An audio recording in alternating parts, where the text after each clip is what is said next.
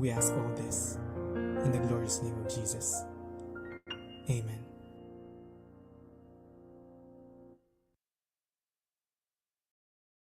Mga kababayan, ang pambansang awit ng Pilipinas.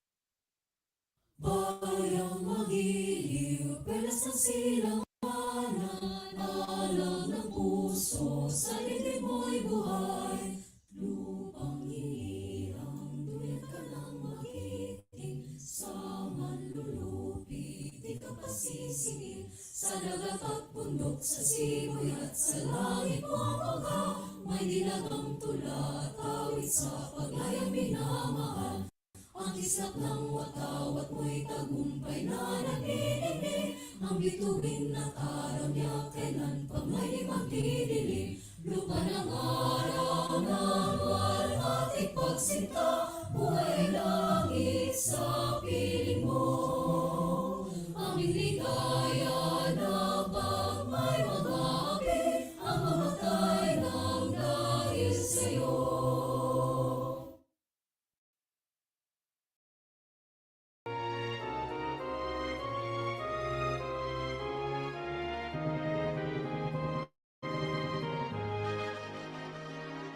To you we sing, our song shall always ring. You set the mind still of our learning in our joy. Our alma mater dear, we pledge our love sincere. Firm to be, stand and true, glory to God tonight and you. We promise faith and love, and Lord, our Lord above. To God we shout our song of praise, to Him our voice we raise. To lead us to the Lord be now, forever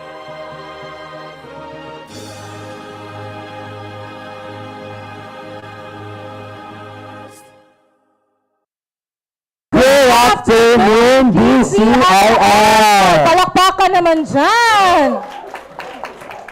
What a great crowd of people we have here today, partners. So many faces, both old and new. I agree, and that actually includes you, partner, kay freshman, pag akong co-host, guys. So before we begin, why don't we all introduce ourselves? No, you first, partner. Hello, my name is Matt Neighborhood Freshie. And I am Mary Clients G. Kuzan, your sugar, spice, and everything nice. And we are your hosts for this year's Academic Orientation. Let's give ourselves a round of applause. Alright, before we formally begin, may we call in our one and only Solaris President and my best friend, Mr. Zach Villar. A round of applause, please. Hello. Hi, good afternoon, everyone. Before I start, may we first have a round of applause for the faculty who's attending the academic orientation today.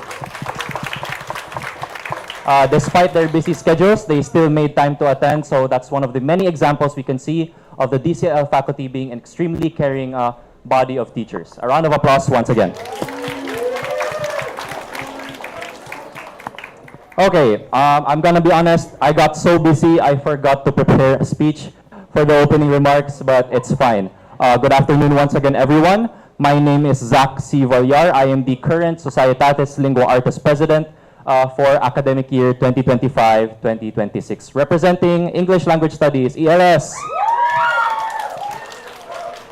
Okay, next I'd like to thank the freshmen for attending today, since you are the people who will benefit the most from the academic orientation, and thank you as well to the freshmen for gifting us with your presence yesterday in downtown campus. And lastly, I'd like to thank everyone else because you made time, you were patient with Solaris, and you came here to attend the, although expected mandatory academic orientation, we still appreciate your attendance and your presence. So thank you also. So for today's academic orientation, we'll be tackling a number of things, that being the introduction of the faculty members for the freshmen, a policy retention refresher, we'll be introducing our sub-orgs and our programs, and then we'll also be hosting some external organizations for them to conduct recruitment for our freshmen. So I expect everyone to pay attention to everyone speaking up front. Thank you and enjoy. Thank you so much, Kuya Zach, for those very kind words. Now, before we proceed, I'd love to do a little vibe check. No, don't you think so, partner? That's a great idea, partner, especially seeing as everyone here are new faces today. I'd love to hear everyone's energy. So let's all please do a sound off. Once you hear your course and program, give the loudest shout you can muster. Handa na ba kayo, DCLL? Alright. May I hear some noise for the BA English Language Studies students? Oh my God.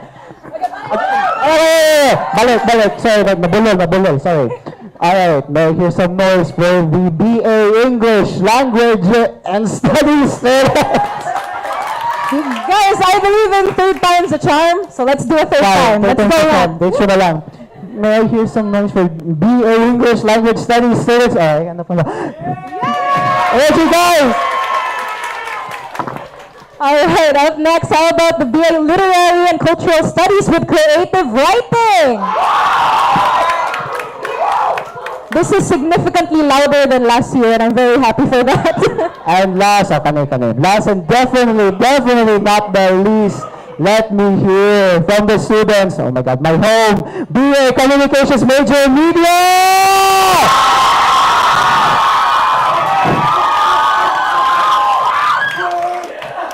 Sobrang na po.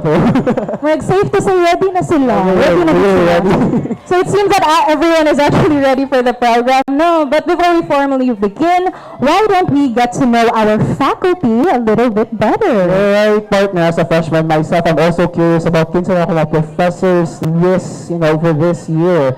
And let's call in our one and only chair for the Department of Communications, Linguistics, and Literature, Dr. Joanne Marie Stan. Please give her a resounding round of applause. Hi, Dr.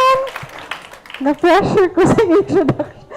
Akong gi-prepare kayo ang guys, ang orientation. Anyways, to introduce our faculty for the 3 programs, I will be calling in one by one.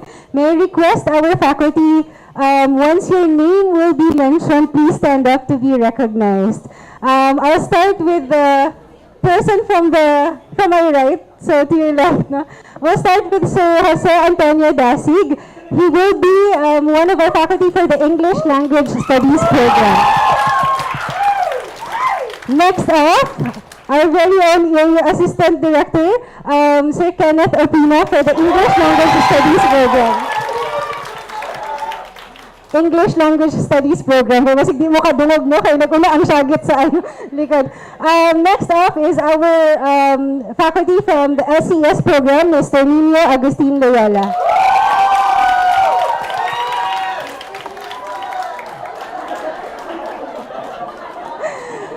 Next up, again, one of our professors, one of the doctors in the department, for Media Studies and English Language Studies program, we have Dr. Mary Ann Malimas. And another faculty for English Language Studies program, we have Miss Leah Marie Ibona. Mabini, sorry. Mabini. Mrs. Mabini. Again, for English Language Studies program, we have Mrs. Christy Tan Constantino for English Language Studies program. And of course, another faculty for English Language Studies program, we have Miss Sweet Crystal Kacha. Another faculty, we have Dr. Darwin Goron. And we also have Sir John Ray Perez. And we have another faculty for both Media Studies and English Language Studies program, another doctor in the department, Dr. Charity Terrano. Another faculty from the English Language Studies program, another doctor in the department, we have Dr. Maria Rasa Villalado. And of course, we have our faculty for the Literary and Cultural Studies program. We have Mrs. Feli Latras. Some notable faculty who are not here today, but they are still part of our department. We have Mrs. Landeline Mendoza. We have Sir Roderick Villaflor, both for English Language Studies program. And of course, we have our very own Dr. Hope S.U., our Savannah Studies Center Director. And of course, before tamo unbox sa sunod na part, we have our only foreign language faculty in the department. We have Sir Hernan S. Palang. And I think that's all for, we have part-time faculty for the department. So a lot of our faculty from the Com-Media Studies program are actually part-timers. So I think some of them have already been presented in the PowerPoint. We have Sir Kirk Ronsas Valles for Com-Media Studies, Father Fiel for Com-Media Studies, and Sir Jobert Okaw for Com-Media Studies. I hope I introduced everyone. Thank you so much, guys. Thank you so much, Doc Tan. But moving on, we'll be sharing with you a particular policy that DCLL students actually follow to heart. Alongside that are the details and mechanics for our Community Extension Service or CES. So let's all please re-welcome our beloved chair once more, Dr. John Marie Stan. A huge round of applause, please. Yay!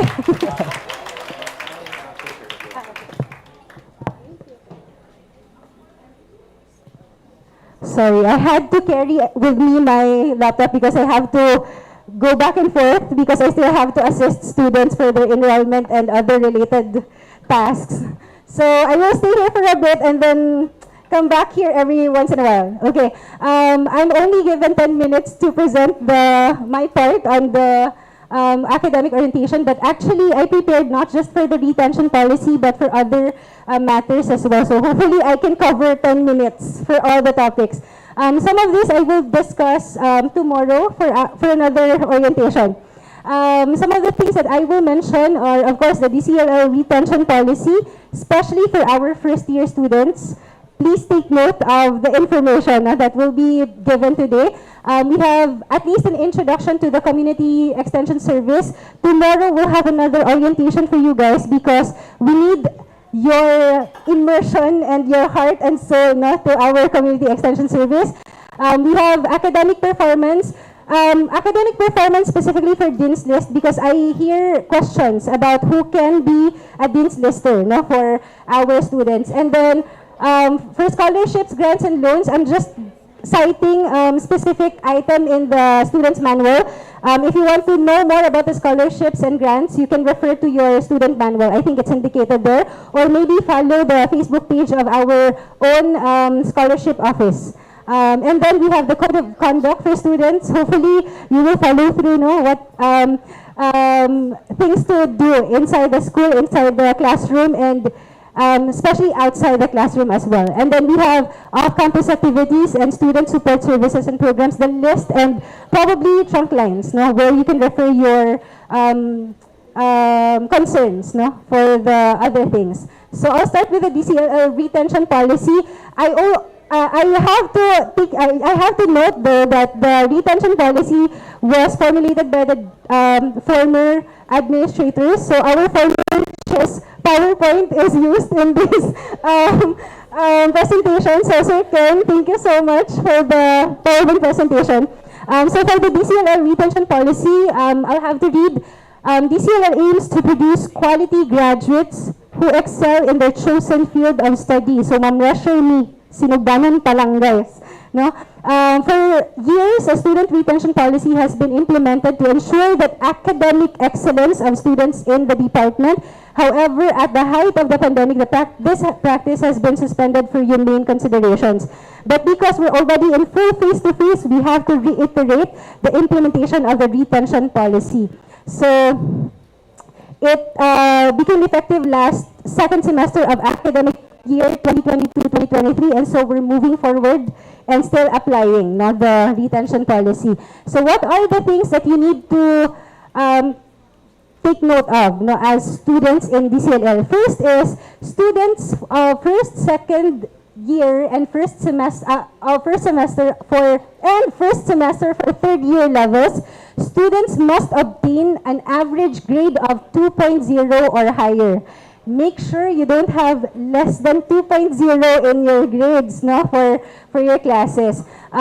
Especially for all major courses in Com, Med, ELS, Lit, and FOLA. So, emphasizing on FOLA. FOLA is a very important course for the department. No final grade lower than 2.5 must be incurred for any major course. Com, Med, ELS, Lit, and FOLA, because if you have, you will be blocked in ISMIS. No? And you will have to see the chair for concerns, no, in the grades. No failure or 5.0 NC or no credit or incomplete in any two general education courses. So GE, MMW, your GE, PC, UTS, dapat dili siya ma-fail. Okay? Students who fail to meet the grade requirements mentioned in items 1 to 3 shall be deemed on probation status for 1 semester. Students on probation shall be closely monitored by their respective program advisors. And since we're mentioning the program advisors, I would like to recognize the program advisors for the 3 programs. May I ask Dr. Mary L. Malinas to be recognized? She is our program advisor for the English Language Studies program. And of course, we have Dr. Charity Tirano, our program advisor for Computer Studies, and Sina Agustin, advisor for LCS. So if you have concerns or questions regarding your studying as a student, you may refer your concerns to your program advisors. And then, students can only be on probation status twice, whether consecutively or not during their stay in the program. If not, we will be referring you to shift to another program. Hopefully, dili ta maabot na point. Students who incur an average below 2.0 for the third time, again, shall be advised to shift to another program. Second semester for third year and fourth year levels, once students reach these levels, he or she shall be deemed immune. So, dili na ka mangulda sa retention policy, kay immune naman ka. Failure in any major course as well as general education courses shall be noted, but shall still be allowed to re-enroll the same course subject to rules and regulations implemented by the university. Students enjoying immunity shall not be advised to shift despite failures and less favorable grades unless on their own volition choose to do so. So, okay ra mo shift out. We will not be the ones advising you to shift out of the program. In order to properly get assessed, students are expected to follow the process as instructed. So I hope our student org presidents will also take note because they will be participating in this specific item. Students are required to take a screenshot of their ISMIS final grades for the specific semester immediately after the deadline set for the submission of grades. Students are to upload their screenshots to the specific Google Drive folders created by the presidents of the different sub-organizations, CCS, Palabra, and Soul. So please take note, our very own Palabra, President CCS, and Soul. The sub-organization presidents must share the folder with the department chair, DCLL secretary, and of course the program advisors. The list of probationary students shall be released by the department chair at least a day before the official start of enrollment. Students considered on probation shall be automatically blocked in ISMIS, shall first sign the agreement form in person at the department chair's office before getting cleared for enrollment in ISMIS. So what we usually do is we cater for appointments, no, in the department, and we agree on whether we will unblock you or advise you to another program. The department shall reserve the right to delete courses enrolled by a probationary student who by any means enrolls without signing the agreement form. So please take note, guys. To emphasize, DCLL encourages all students to work hard in their classes and wishes all of you the best in your academic journey. But wait, there's more. No? For CES, we have two initiated activities, department and university. For all students in DCLL, you are required to incur 25 hours of CES in the department level and 10 hours in the university level. So please take note of that. Student-initiated CES shall be based on SDGs. You are allowed to do student-initiated activities, but you have to coordinate with our CES coordinator. Our CES coordinator is Mrs. Feli B. Latras. So, Ma'am Fer, can you stand up to be recognized? For all student-initiated activity, please refer them to Ma'am Feli. The CS programs of DCLL applied 3 SDGs so far. We have good health and well-being, quality education, and reduced inequalities. You can add more SDGs, but usually we have these 3 as our SDGs. University, kindly check Carolinian's lifestyle guide in ISWIS. You can refer that there. If you want to, as early as now, render your CS for university, you communicate with the CES office at the downtown campus or refer to Sir Rahmi.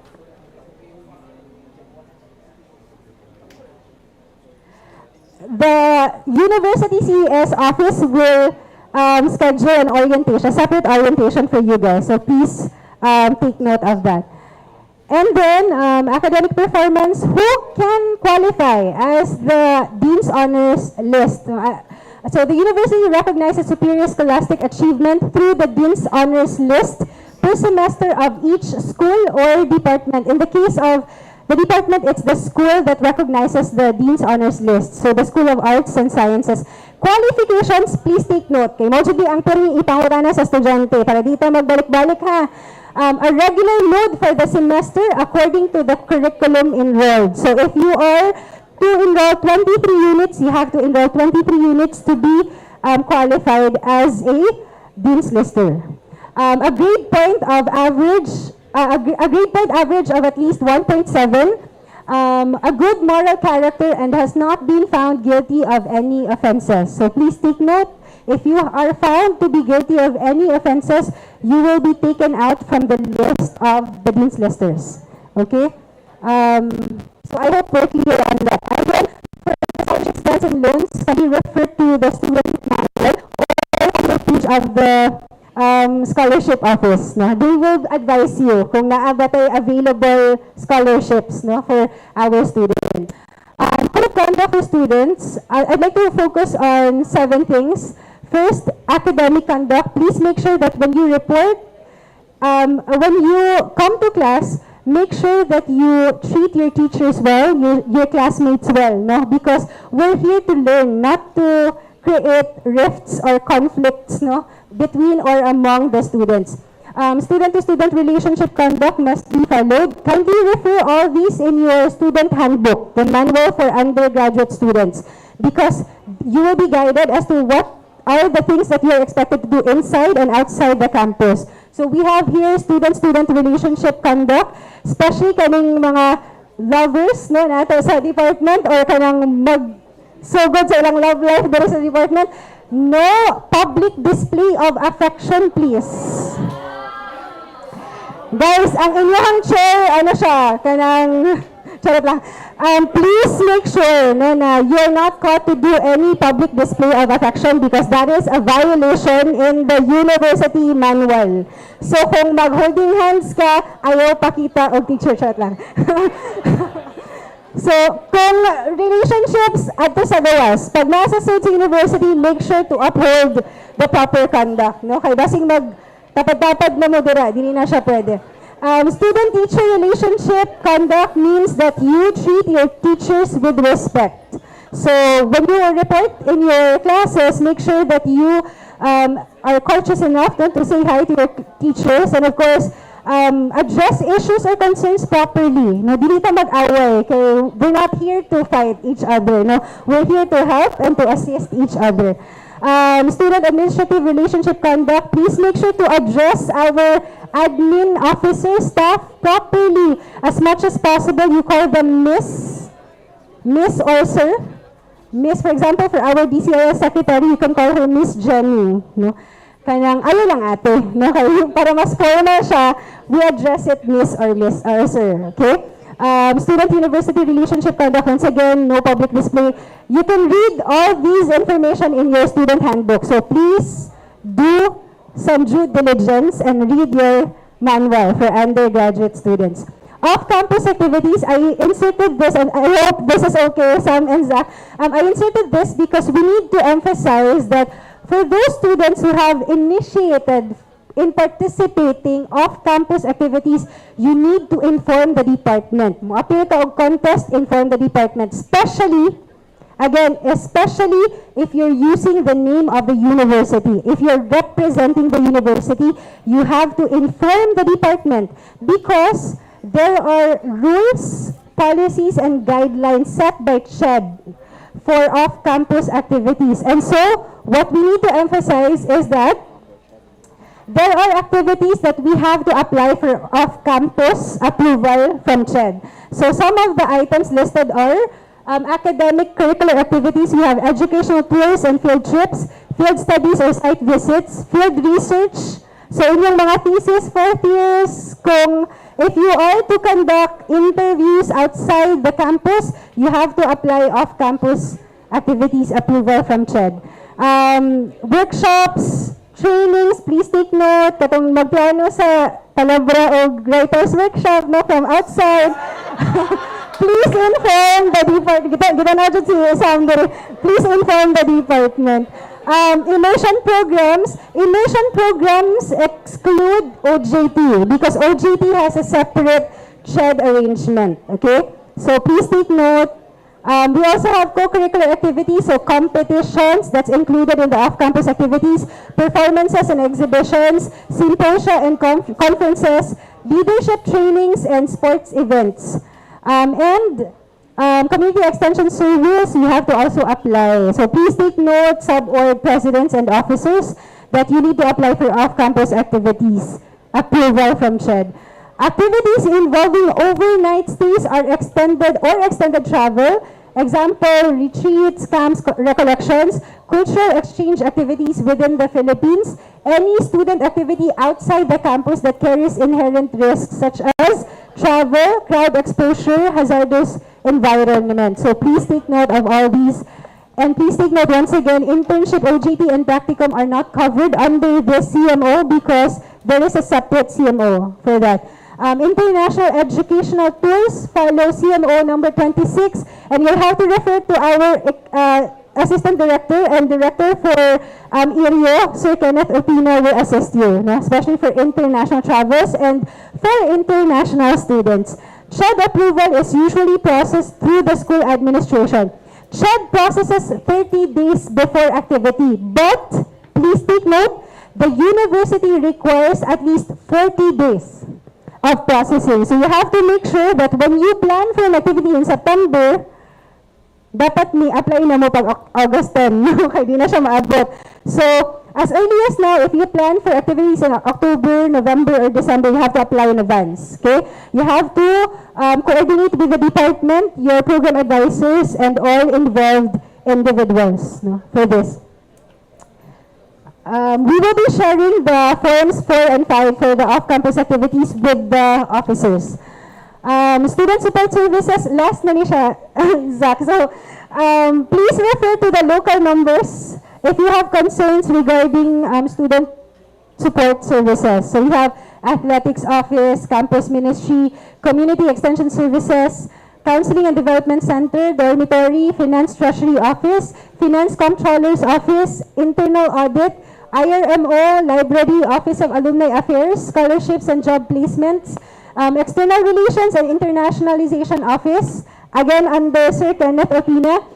We have NSTP, NSRC, and DRRM, Office of Recruitment and Admissions, Office of the Registrar, Office of the Security and Safety, Office of Student Formation and Activities, and Performing Arts Group. Reminding also that for those who will be bringing their own cars, you need to apply for stickers in ISMIS. So please make sure to apply for your stickers in advance so that you will be, if ever approved, you can be allowed to bring your cars inside the school premises. Only in TC, guys, ha? DC does not allow student parking.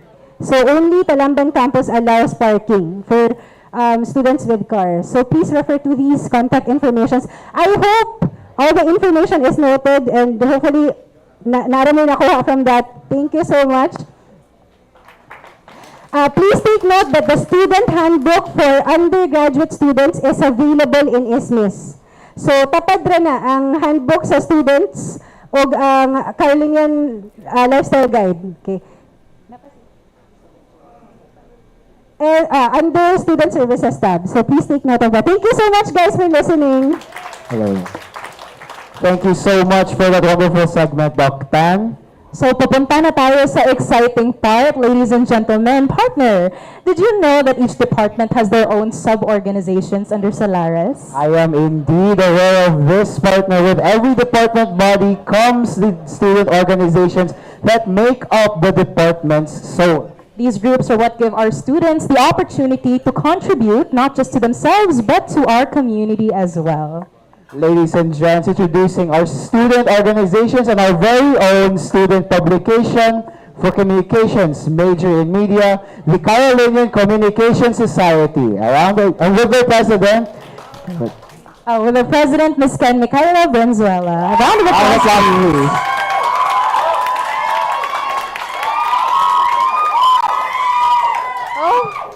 Hi everyone, good afternoon. So many of you my name is Ken. I am the current CCS president. And raise your hand daw katong mga freshies so I can acknowledge you guys properly. Freshies.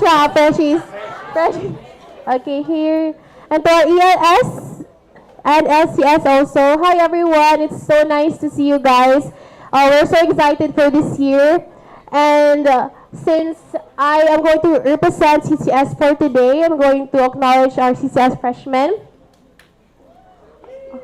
So, what's BA Communication Major in Media, by the way? So, I know you guys already know what you came in here for. Kabalo na mo unsa inyong gisudlan here. So, it is an undergraduate program that studies media, communication, journalism, advertising, public relations, and the like. So if you guys are interested with these concepts, then you already have the right choice, and being here is already a blessing for CCS.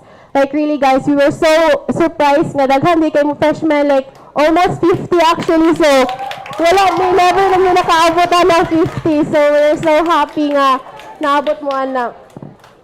So for year 1, you'll be conquering these courses. The majors, we have Intro to Comm Media and Comm Theories. This will be the first majors. And then for our second semester, we have Journalism Principles and Practices, and then Broadcasting Principles and Practices as well. So we will be focusing on year 1 lang because we will dive onto our next orientation. Okay, year 2, year 3, year 4. Okay, so if you guys are interested to be any of these occupations, then you are here for the right reasons. You're here, and we are very willing to welcome you guys. So, what is CCS, by the way? What is the difference between CCS and the comm major itself? So CCS is a sub-organization catered only to you and me, to everyone in comm, from freshmen to seniors. It is under Solaris. Solaris is our mother org, and together we have Palabra and Soul. So you guys are a member of CCS if you are a bona fide BA Comm student. So being here, being enrolled means na kamutanan is already part of CCS. And going back. So if you're a member of CCS, then you are given the privilege to run in any CCS position or in Solaris also. So if you guys are interested in leading, then you guys are welcome to do so. So for CCS, of course, unfortunately, we still have our membership fees. For CCS, we have 100 pesos each semester. You can pay in a 3-month payment plan or diretso na nagbayad. This is for us to use the money for our future activities to serve you guys and to have fun. And also, last year, we discussed with our previous officers nga we had 4 revisions in our constitution. So we are here to inform not only the freshmen but also to our seniors and juniors and sophomores here. We had revised some points, specifically the authority for elections. Naanay own COMELEC ang CCS. For every election, naanay required ng COMELEC to run and oversee the elections. And then the composition of the CCS COMELEC. We also have the duties and the qualifications. And then next, we have our STUCOM semestral budget. Since STUCOM and CCS have already merged, meaning that we will be giving them budget every semester. And then next is the process of resignation for officers and fees and finances, meaning every time a member fails to pay the membership fees, ma-finan mo but only for 1 month. Because we also consider you guys. Next is PR team recruitment. Actually, we are open for recruitments if you guys are interested to be part of CCS karon na dayon in this first sem. If you're interested in being a graphic designer, a photographer, feel free to go up to me or to any of those people na naka-blue with the same uniform as me or sa mo ang FB page. Next. So, since it's still welcoming week pa man guys, so the freshies, it's not the end of your fun. This Thursday, it's not the end of your fun because this Thursday we'll be having our freshies orientation where you guys will get to be acquainted with each other, to our seniors, and mag-games ta, and also makahatagan mag tips about our program. And yeah guys, thank you so much for being here today, and we can do all of this together. We can interview a lot of notable journalists and join seminars and just all of this fun stuff here with you guys. So we're so grateful nga daghan kayo ta and this growing family of COM, and we're so excited for this amazing year. So thank you guys. Thank you so much, Ms. Ken. Next up for English Language Studies, we have the Society of Language Enthusiasts also with their president, Ms. Margaret Enriquez. A round of applause, please.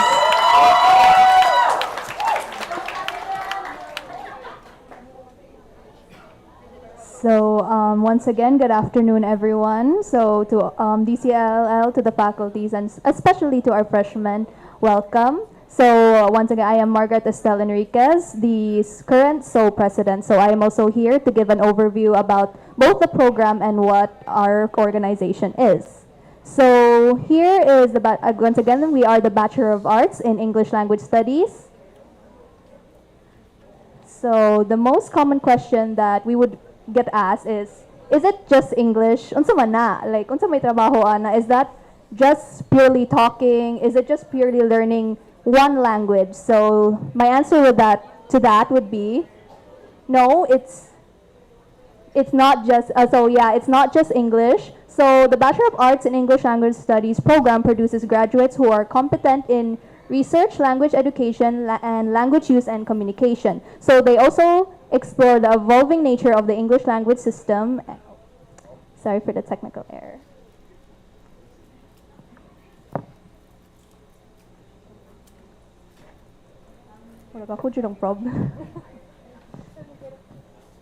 So yes, once again, so as they explore the evolving nature of the English language system, and they also develop students that can also apply this critical and creative thinking through the practice of the written and spoken discourses. So this can also be extensive researches for other linguistic students. So what can you guys actually do for with this course? So we have a lot of job opportunities. Actually, it's not only limited to this, but this are just some examples, of course, when it relates to language, research, in the field of education, even writers. So far, that's, once again, it's not limited to that, but like that's the main jobs that we can think of. So I won't really also dive deep into this. We'll also put more about this during also our own freshman orientation. But mostly during the first year, you guys will learn more on the technicalities of the language, on what are the elements of language and its history towards it. However, when you guys get to second year, that's where you will be starting to apply this the certain theories and the certain techniques, such as example, semantics of English is actually the meanings of it, and also the theories that you can also be used to apply in the real world context. So after you learn about all of this, well, you'll be going into your third year where it applies into the real world, where you'll get to discover on how language actually works. And during fourth year, you'll be conducting your own research. So now, besides from being in the Bachelor of Arts of English Language Studies, you guys are going to be part of SOL. So what is SOL? So the Society of Language Enthusiasts is one of the 3 sub-organizations under Solaris. So that's, we know that. But SOL is exclusive to English Language Studies. So if CCS is exclusive to COM, SOL is exclusive to the English Language Studies program. So we aim to build a solid identity by providing relative programs, services, and activities that may aid its members not only in your personal academic journey, but also your career development outside San Carlos. So this is actually a small compilation of ELS moments of events. This is actually mostly consists of the freshman batch last year who are now currently second years. So first years, this is how your life will look like, I guess. But yeah, this is so far moments and compilations from your ates and kuyas. So when are you a member of SOL? So you're a member of SOL, of course, when you are part of the English Language Studies or you are a student at the English Language Studies program. So you're allowed to run for any position in Solaris Executive Committee or SOL. So your rights, basically, once again, I'll dig more into this, but basically to participate in our activities, you have the right to to express your thoughts. You have the right to be informed of our processes when it comes to different activities, and you have the right to access the resources that we give you, and most importantly, responsibility to abide by the Constitution of SOL. So, unfortunately also, we have membership fee. So also, we're actually the same also with CCS. Also, members are obligated to pay a membership fee of 100 each semester. So this can be accomplished in a 3-month payment plan where you can pay 50, then 25 each, and then, you can also just pay 100 in the first month. And this equates to a total of 200 per academic year. So we will be using this for internal activities and activities that we will be providing for all of you. So before I move on to our PR recruitment, so all of SOL's activities and their membership fee, when it comes to collecting, I actually wanted to announce that SOL will be launching our very own website. So SOL will be having our own website. So this is a shout out to actually the partner of our current SOL vice president. He is an IT student who made the SOL website. So yeah, so we'll be able to track all activities. If you want to apply for an activity, and so you can reach out to the website. We'll be talking more about that later. But yeah, so far it's going to be something really helpful since it's going to be organized in one place. So yes, next PR recruitment. So especially for freshies. So the Public Relations Committee is currently looking for stuff. So if you're interested, you can scan the QR, or you can also contact our PRO Andrea. She's also in your freshman GC, or also through her email. So yeah, she's right at the back. And yes, again, one of the most important events this week. So on August 14, there's a gathering of ELS students with game freshman orientation, and also we'll be providing snacks.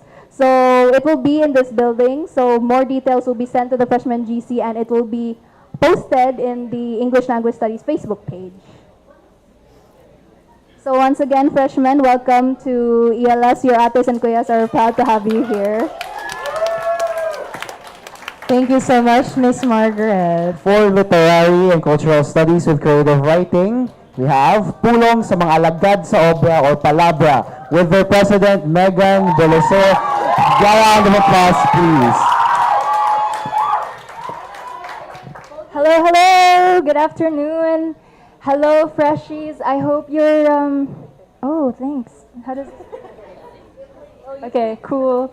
Hope you guys checked out the booth and you're starting to understand what's it like being here.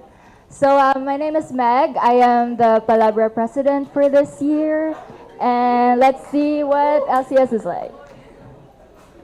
Welcome to taas kayo atong pangan sa program, Bachelor of Arts in Literary and Cultural Studies with Creative Writing. Get used to saying that. Oh, let's watch this for a while.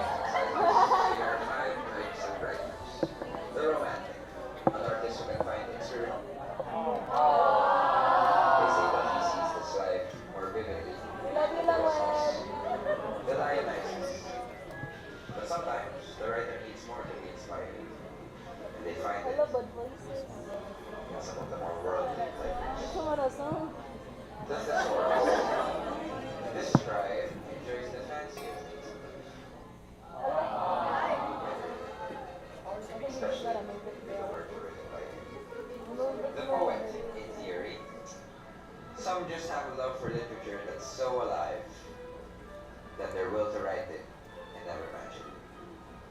The in memoriam. And finally, there are those authors whose passion knows no end, except that of their life.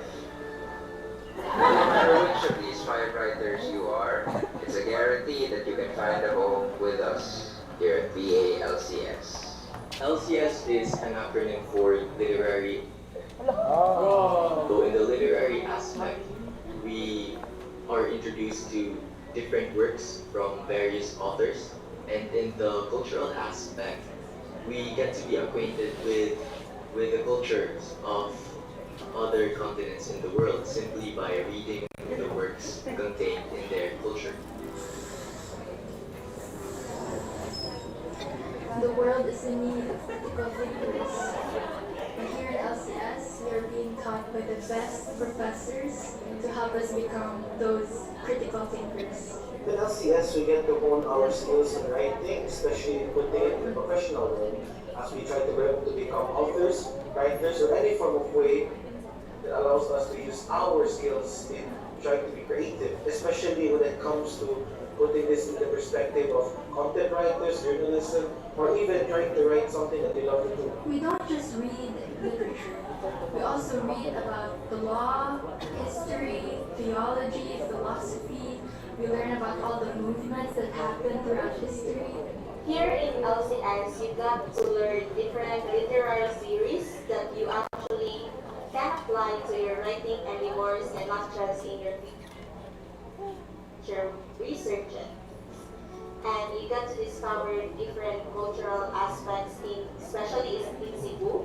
You got to be exposed in for example, the festivals that we had here in Cebu, which makes you humble at the same time, especially after knowing the stories of these people that you get to encounter in your course of your indie work, whether it is about your research or your personal writing or something that relates to the literariness of culture. San Carlos is one of the few universities that actually offer literary and cultural studies. The reason I also wanted to go to San Carlos to learn about not only creative writing is because culture also is a part of it. And I wanted to understand how it really plays a role when it comes to our literary texts and our books and even our biographies that we tend to read, especially learning cultures from around the world. I first discovered LCS when I attended the Hinasasan workshop.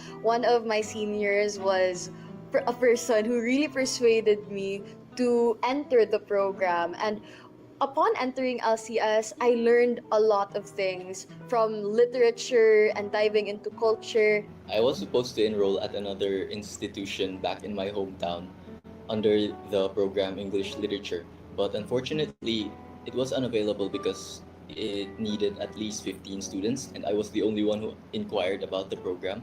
I stumbled upon LCS in the University of San Carlos, but essentially, I want to become a literature major so that I can find my footwork in becoming a writer. I enjoy my experience here in LCS. The fact that I got to meet new friends and I also have many classmates that I didn't expect I would be close with. As someone who came from a different city, it's not easy for me to just adjust directly. In our cultural studies class, I got to experience eating bakasi. It's a type of eel. So here in LCS, we get to experience a lot of new things. So yeah, it's fun. And when a person asks what is an LCS, we attend conferences, we attend literary events. We have organized a Palabra event in LitFest, and we're able to gain experiences in meeting other people in the literary field, such as Dr. Russell Mojares. My favorite moment here is when we got to do our Lit Fest last year. That was the first time we got to represent LCS as a course, and it was very, very entertaining. At the same time, I really enjoyed it because it gave me more insight about the course itself. Do you hate your current program? Do you want to know what life really is about? Shift to LCS. Okay. That was actually very nostalgic. So those freshies watching, I hope this gets you excited. Is it working? Is it working? Okay. How do I? Oh, okay. So what is BALCS about? We just got this from the USC website. Helps learners creatively interpret, represent, and express their ideas and society's realities through various mediums such as poems, short stories, and novels. Guided by both Western and Oriental theoretical and cultural foundations, students are trained to communicate their messages to the community with respect to their culture, beliefs, values, and perspectives. So this will all make sense once you start having your classes. So potential career paths: creative writers, literary journalists and publishers, content writers, content editors, literature teachers, library, digital, humanities officers, literary or film critics, literary translators, stage or film directors, literary or cultural events organizers, museum administrator or art curators, or non-government organization officers, and many, many more.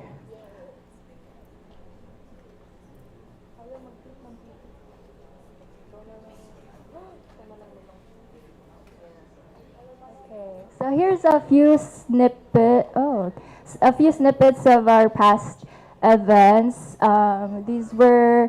We had our year-ender party at Pawns and Pixels. This was Bangga sa Balak, I think. Bangga sa Balak and Sangka sa Pakigpulong. We also had a creative writing workshop. That's Mr. January Yap. What is this? Lit Fest of the first year. So first years, this is gonna be you next. And then GPS, I don't know if you've heard of GPS yet, but we have a creative writing club called Green Pen Society, or GPS. So this was our orientation, and we have that's Sir John Dante. He was our speaker for the launching of GPS. Next. Okay, can go over the prospectus quickly. So first year, these are your majors. For Sem Ninyo, you have Intro to Lit, and then FOLA 1. I think Spanish is what's available. And then second sem, you have Lit Theory, Lit and the Professions, Philippine Literature. Second year is when you start doing Lit Research. That's Doctan. And then Introduction to Cultural Studies, and then FOLA 2. And then you start doing creative writing, translation, post-colonial. And many more. Literature of Asia, Europe, Americas, And then creative writing again, this time focusing on poetry and creative nonfiction. And then translation, lit in the environment. So many fields where literature intersects with other fields. So that's why there's a lot of that. We have mythology and folklore. Yes, okay, theses. Yes.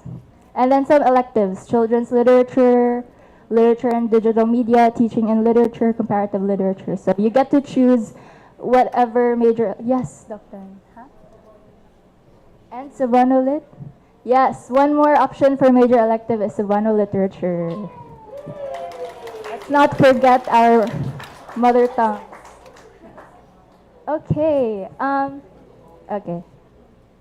Coming soon, Green Pen Society. We've reformatted Green Pen Society, and we've already released if you visit our booth, we have flyers there. There's a QR code for registration for this new school year. So I hope you guys register. By the way, this is open to all, huh? If you're ELS or COM and you're interested in creative writing, go ahead. We also open this to like all the programs. If you have friends from engineering or whatever, like tell them about GPS. So this occurs once a month, and I can't say more, but please just join and maybe learn more about this during our orientation, which will be next month. Just stay tuned. And then another thing is Tertulia sa CSC. So this is our new activity. It's basically a book club, but Bisaya. So we hold reading parties at the Cebuano Study Center. If we're actually very lucky here in USC because we have the Cebuano Study Center right in our campus, and we can like access all the resources. Kanang bisan pag mga Cebuano Lit 50 years ago or like even older, you can access it all there.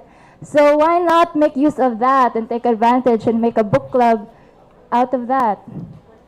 Okay. So yes, we also have the QR code for registration here. It's ready. It's in the flyers that we're giving away from our booth. Yes, you'll learn more about that. Next. Oh. Another thing is Duki Duki. So this is just an online activity that we have where we share, because when you're in LCS, you churn out a lot of papers. Yee, papers. So this is many, many papers. So it's kind of a waste that only the profs get to read it, and then wala to. So why not share it to the world? Woo! So we have a Substack. Yay! Please subscribe to our Substack, and you'll get weekly newsletters, all written by our very smart, very deep critical thinkers, students of LCS. Woo! And then next we have Tigom. So this might be of interest to the whole DCLL body. This is Palabra CES activity. Like Doctan has mentioned earlier, for the freshies, you need community extension services. It's a part of the identity of a Carolinian to give back to the community. So this is Palabra CES activity. We will be doing, remember Cebuano Study Center, so we will be making audiobooks from the whatever written works that are housed in Cebuano Study Center. And those audiobooks will be given to our beneficiaries from, it's from Cebu Braille Center Incorporated. So, para matagaan gani og channel the blind community to also enjoy this part of our culture and take part in Cebuano literature. So yes, we are looking for editors, we're looking for readers, voice actors. If you're interested, we also will be releasing the QR code, the Google Forms for you to register. Okay. Lastly, this is our upcoming activity. Palabra will be going to Cebu Art Book Fair again, and it's gonna be at UP Performing Arts Hall, September 5, 6, and 7. You can buy any of our... Huh?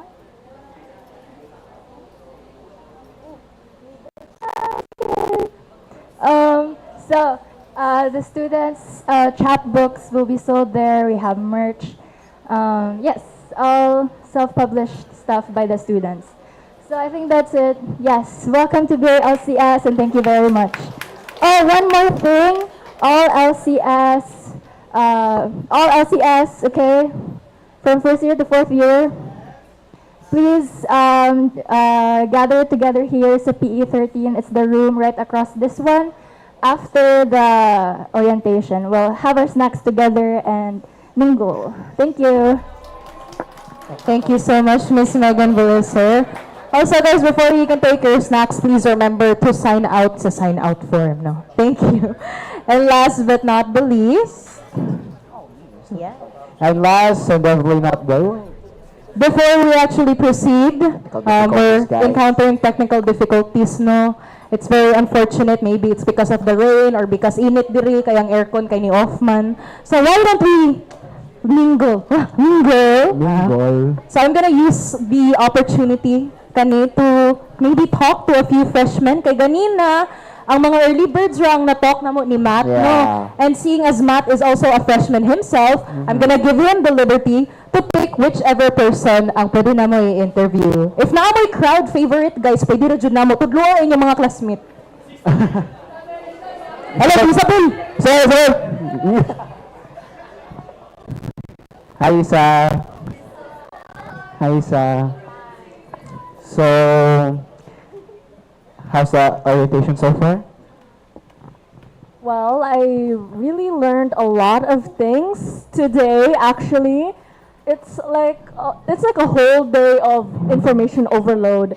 But I was really able to get to know more about, well, our sub-orgs, our courses, and also as well as our other courses like ELS, LCS, and it really made me, well aware of how we as DCLL really stick together, no?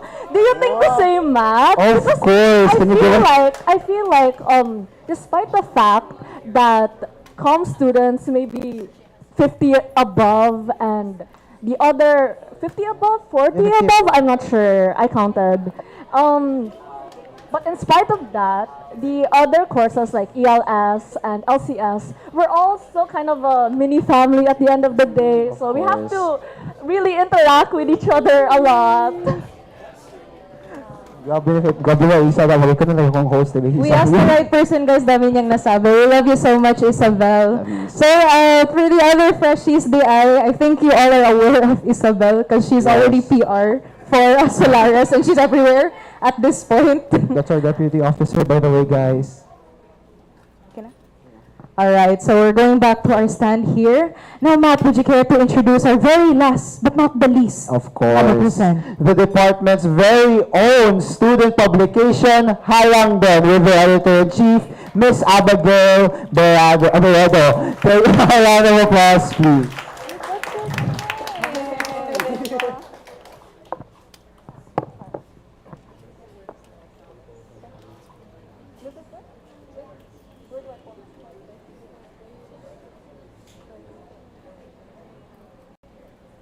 It does not click. Am I not?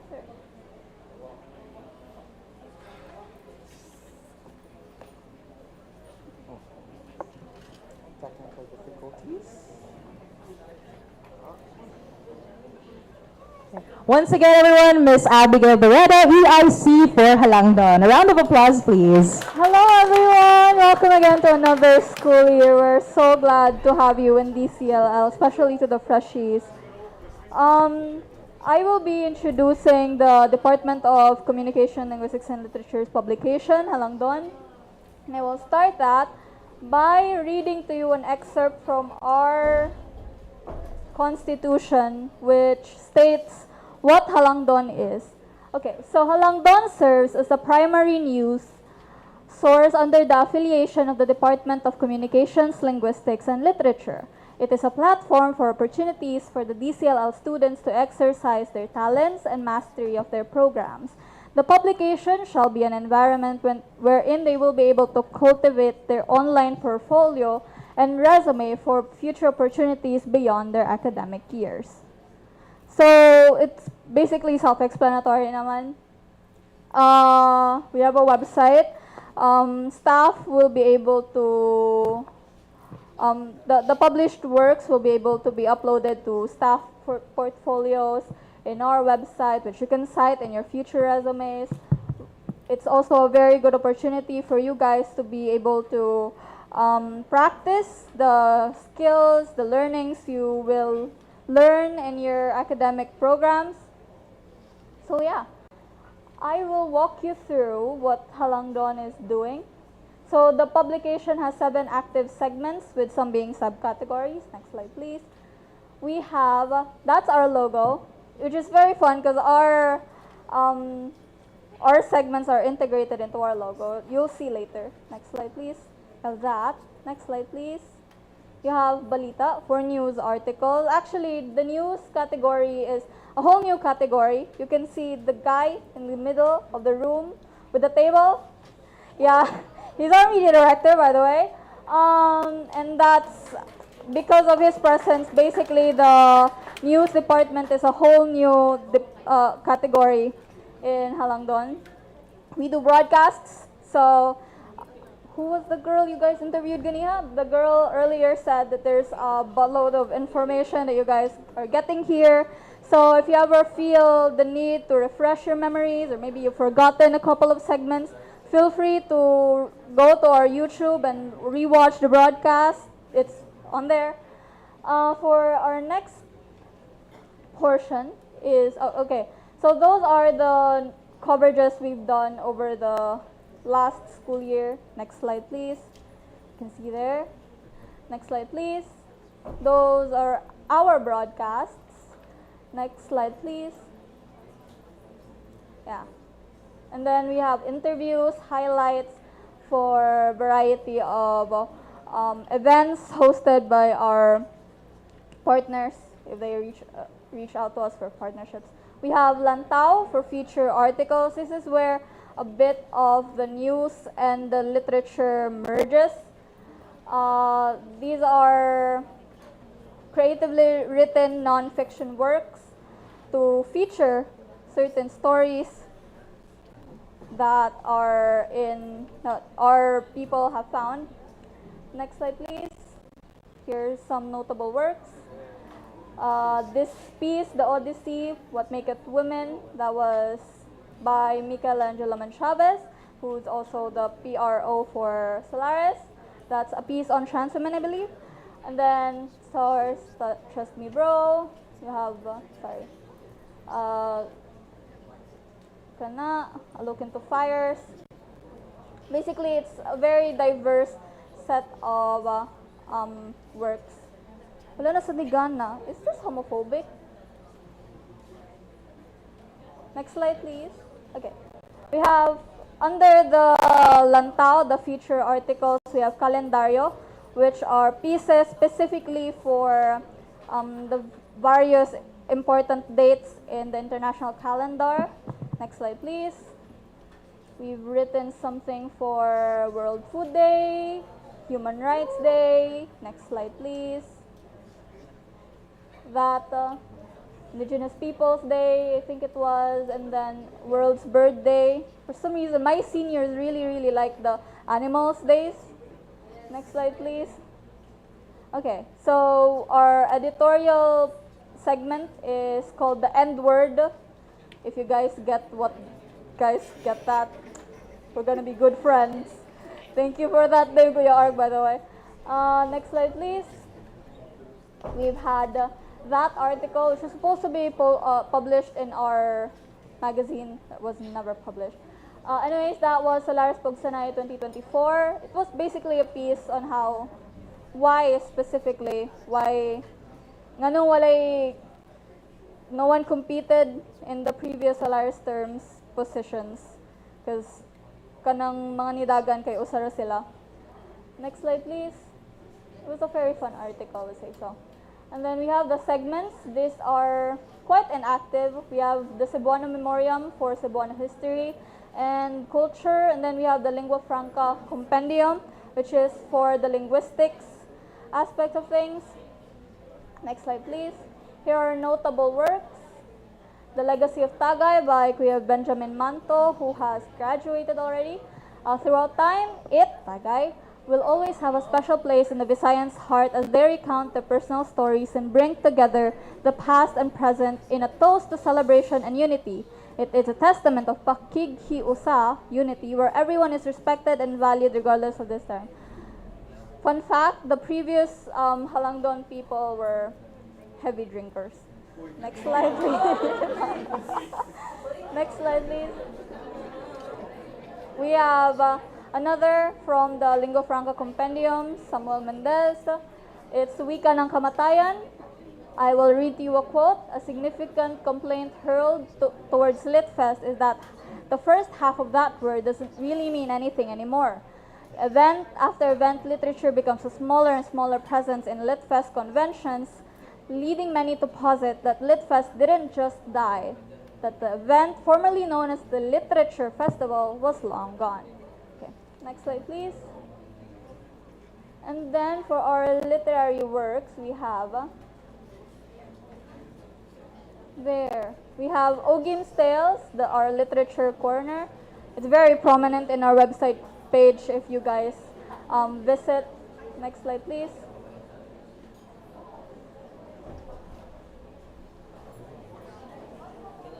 Okay, technical difficulties because the clicker is discriminating against me.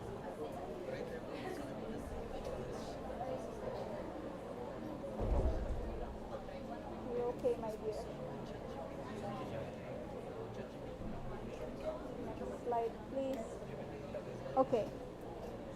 Ogim's Tale is a section for our literary corner.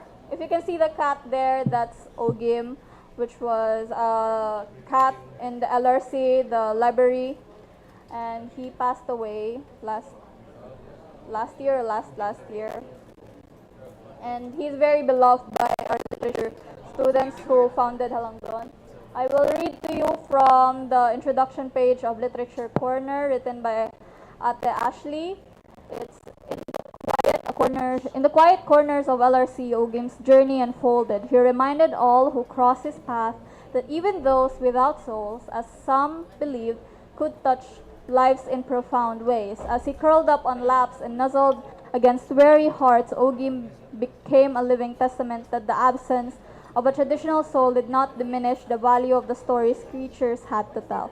So basically, the spirit behind Ogim's Tales is that these are stories that not only the ones beautiful enough to be told out loud, but also the stories that the mundanity and things, the sublime, the things that people are not featuring, but Halangdon has found a way to capture. Next slide, please. Okay. Do we use a PRO? Okay. Here are some notable works from the Literature Corner. Next slide, please. Have that. There. Next slide, please. Okay. So the staff in Halangdon are usually categorized into three categories. We have the writing, the media, and the creative. The writing, the writers, the editors, they're the ones in charge of composing the literature, the news articles, blah, blah, blah.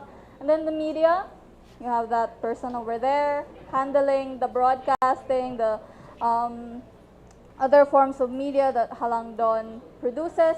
And then you have the creative for the illustrators and the graphic designers and the people in charge of creating the pub mats for the articles.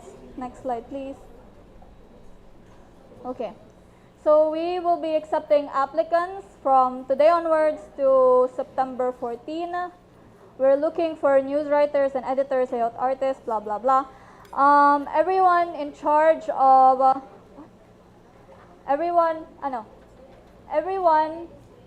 who is a member, who is enrolled in DCLL are eligible to join Halangdon with the exception of the Solaris executive officers. Is there a question for me?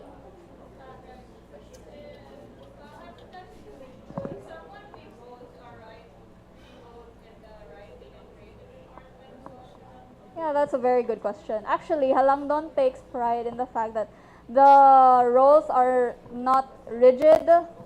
Sometimes we ask illustrators to compose articles.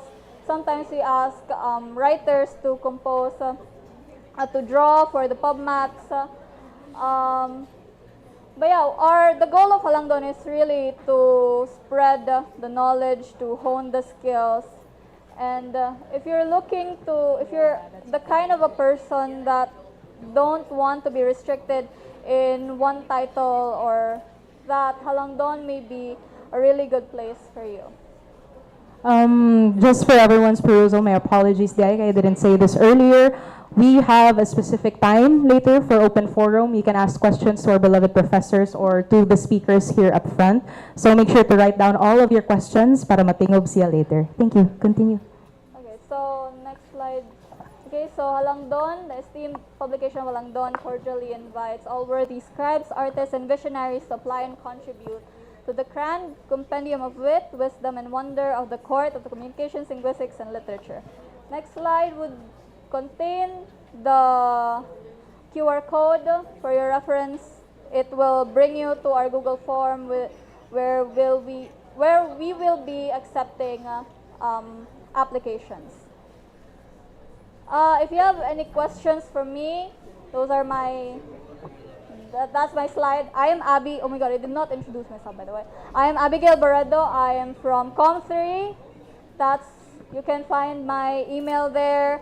If you have any questions about Halangdon, what we've done so far, any clarifications, feel free to just walk up to me or send me a message on my Facebook or that email ID. Those are my credentials. Next slide, please. That will be all for Halangdon. See you for the next school year. Thank you so much to all the speakers. You've taken a glimpse of your future academic ventures here in DCLL. We hope you all feel satisfied and wish to yearn for more. And once again, if you guys have questions, there will be an open forum set for later, and you may ask all of the speakers and, of course, our beloved professors. At this juncture, we'll now be passing the microphone back to our very own Solaris President, Zach Villar, to introduce the organization's social media handles and contact information. Once again, that's Zach Villar. Let's all give him a warm round of applause. Hello, me again. We're a little behind schedule, so I'll try to cover this as fast as possible. My lord, next slide, please. Okay. Freshmen, it doesn't work. Freshmen, please make sure to take a picture of this. Please, I want to see your phones. Come on, take a picture. This is very important. It's imperative that everyone stays aware and knowledgeable about our events and our details, especially if you focus your eyes on number 2, the FB groups, the Solaris CES updates is very essential. Again, let me reiterate, if you do not complete your CES stuff on time, you will not be able to graduate. So make sure you're updated on CES stuff in the Solaris CES updates. We'll be pinning stuff and details over there. You can also see the emails for the department in case you have any inquiries. What happened? Okay. Make sure to take notepad of Solaris contact details. What's happening? Yeah, basta if you're able to take a picture now, make sure to follow all of the social media pages and take note of the emails and contact details of your respective suborg. Okay? Thank you. Thank you, Kuya Zach. So I'm sure some of the students are curious if they are able to join in this wonderful organization called Solaris now.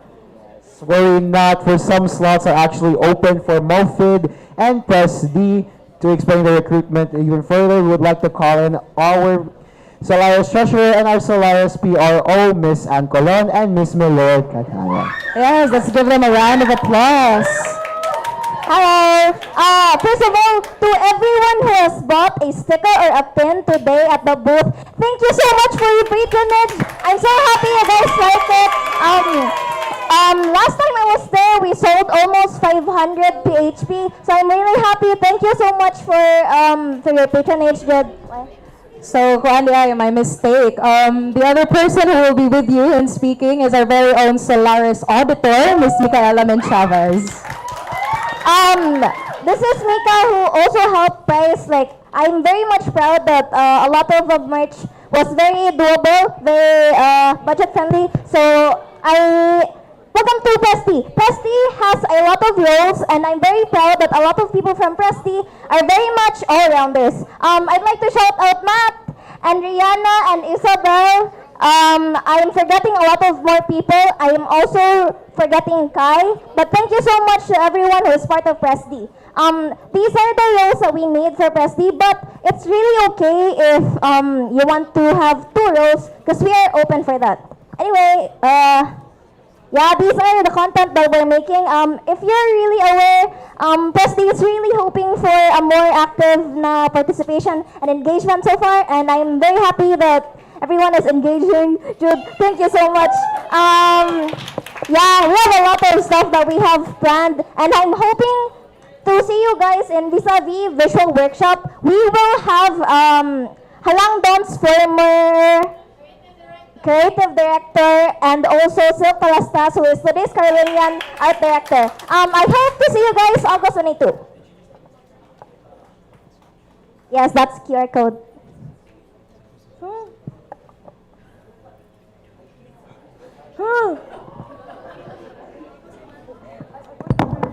Hello, check.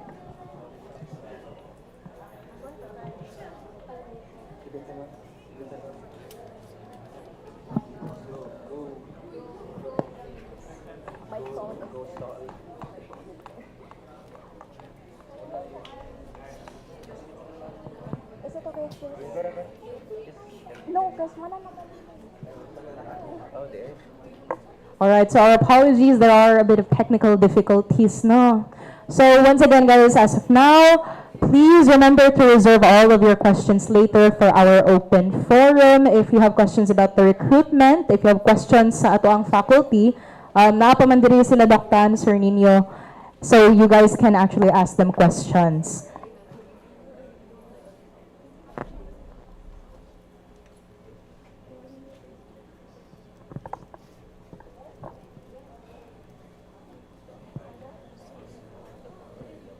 So guys, kumusta na mo?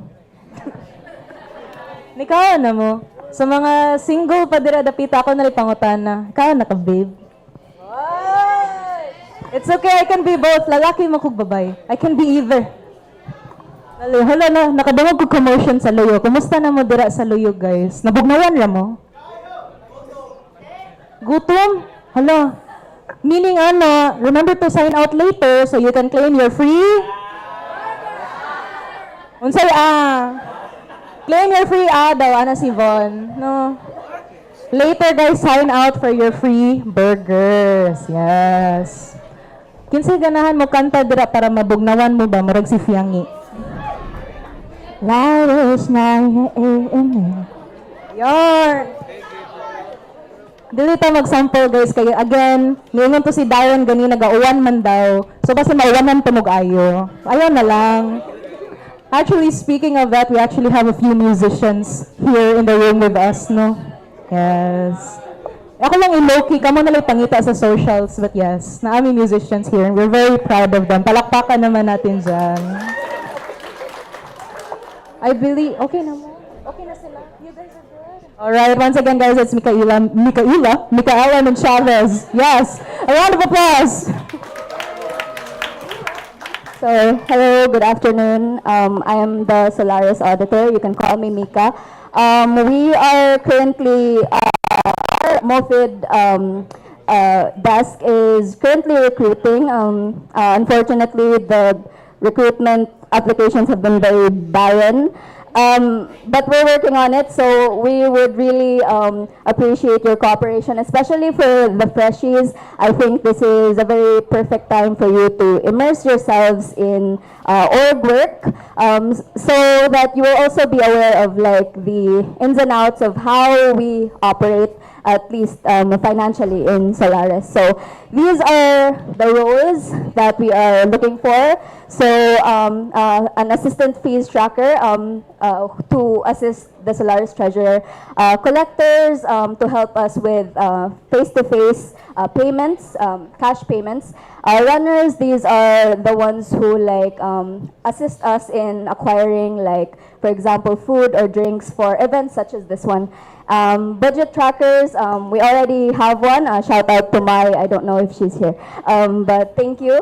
And finance contact, this will be someone who kind of caters to like the concerns that the student body has, if ever, regarding finance matters and payment matters. Yeah. So currently, we again, our recruitment is open. We currently don't have a deadline yet on when we're gonna close this. So we would really appreciate your support and your cooperation with this one, if ever. Thank you. Excuse me, everyone. I just want to add something about MOFID and PresD. This was something that I launched, and this is catered to the freshmen. No, I have no doubt na some of you are thinking, dili lang ko mo-appeal because I'm inexperienced and I might hinder them. I made MOFID and PresD for two reasons. One, it serves as a stepping stone for the freshmen to enter something like Solaris. It's your confidence booster in a sense. The second reason being, it's an opportunity for the three various programs to work together and collaborate. So please don't be afraid of joining. If you want to help make a difference, please apply for PresD and MOFID. Thank you. Thank you so much, Miss Mika and Miss Milord. Moving forward, we would like to bring back on our stage our very own Solaris President, Zach Vallar, to introduce to us the grievance system once more. A round of applause, please.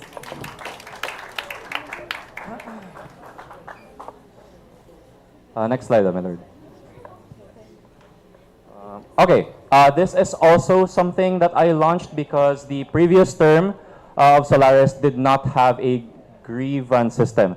So I put there in the PPT slide kind of a preview, if it shows up, a preview of what the form is supposed to look like. As you can see in the description there, you may anonymously, but that's optional, submit your grievances about matters that concern the organization, us, its members, us again, or our events. Submissions may be inquiries, complaints, or simple feedback, as you can see in the grievance type section here. Rest assured that all submissions and the identities behind them will strictly remain confidential. Only the President, me, Vice President, your Kuya Sam, and the three secretaries will be able to review and respond to their submissions. So your feedback will help us serve all of you much better. By understanding your experiences, your insights, your criticisms, we can improve how we run events, address concerns in a more proactive manner, and be able to create a more supportive environment for all of our members. Why is this important? It's because of the existence of the Carolinian Freedom Wall, or CFW. I want to remind everyone that we will not be entertaining any complaints about Solaris in CFW. If you have a complaint, please go through the proper channels here in the grievance form. Thank you. Thank you so much once again to Zach Vallar. Up next on the itinerary, we have Miss Kate Nahos to introduce to us the absence and tardiness system. Oh, Vincent. It's called Vincent. We have Mr. Vincent, Michael Villariza, to introduce to us the absence and tardiness systems. It's not really my favorite, guys, ang tardiness systems. Kay Pirmin ko early. Let's all give a round of applause. Hello, good afternoon. So if you are absent or if you are late, we have forms that you can submit. So next slide. So this is the non-attendance sheet. So of course you will need to have the signatures for both the internal secretary and of course it's gonna be addressed by Solaris. So it has to be noted by our president, Zach Valyar. And then of course we made it very neat for you to guys, for you to input all, like especially the written explanation. We will really look through that to assess the validity of your excuse. And of course, there has to be proof attached.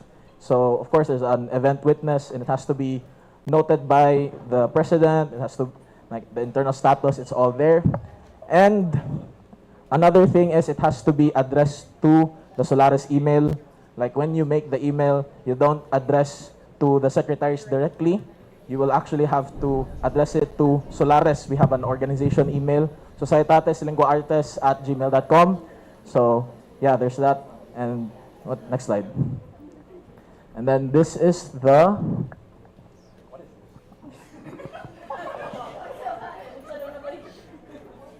it's a guide, it's instructions for you.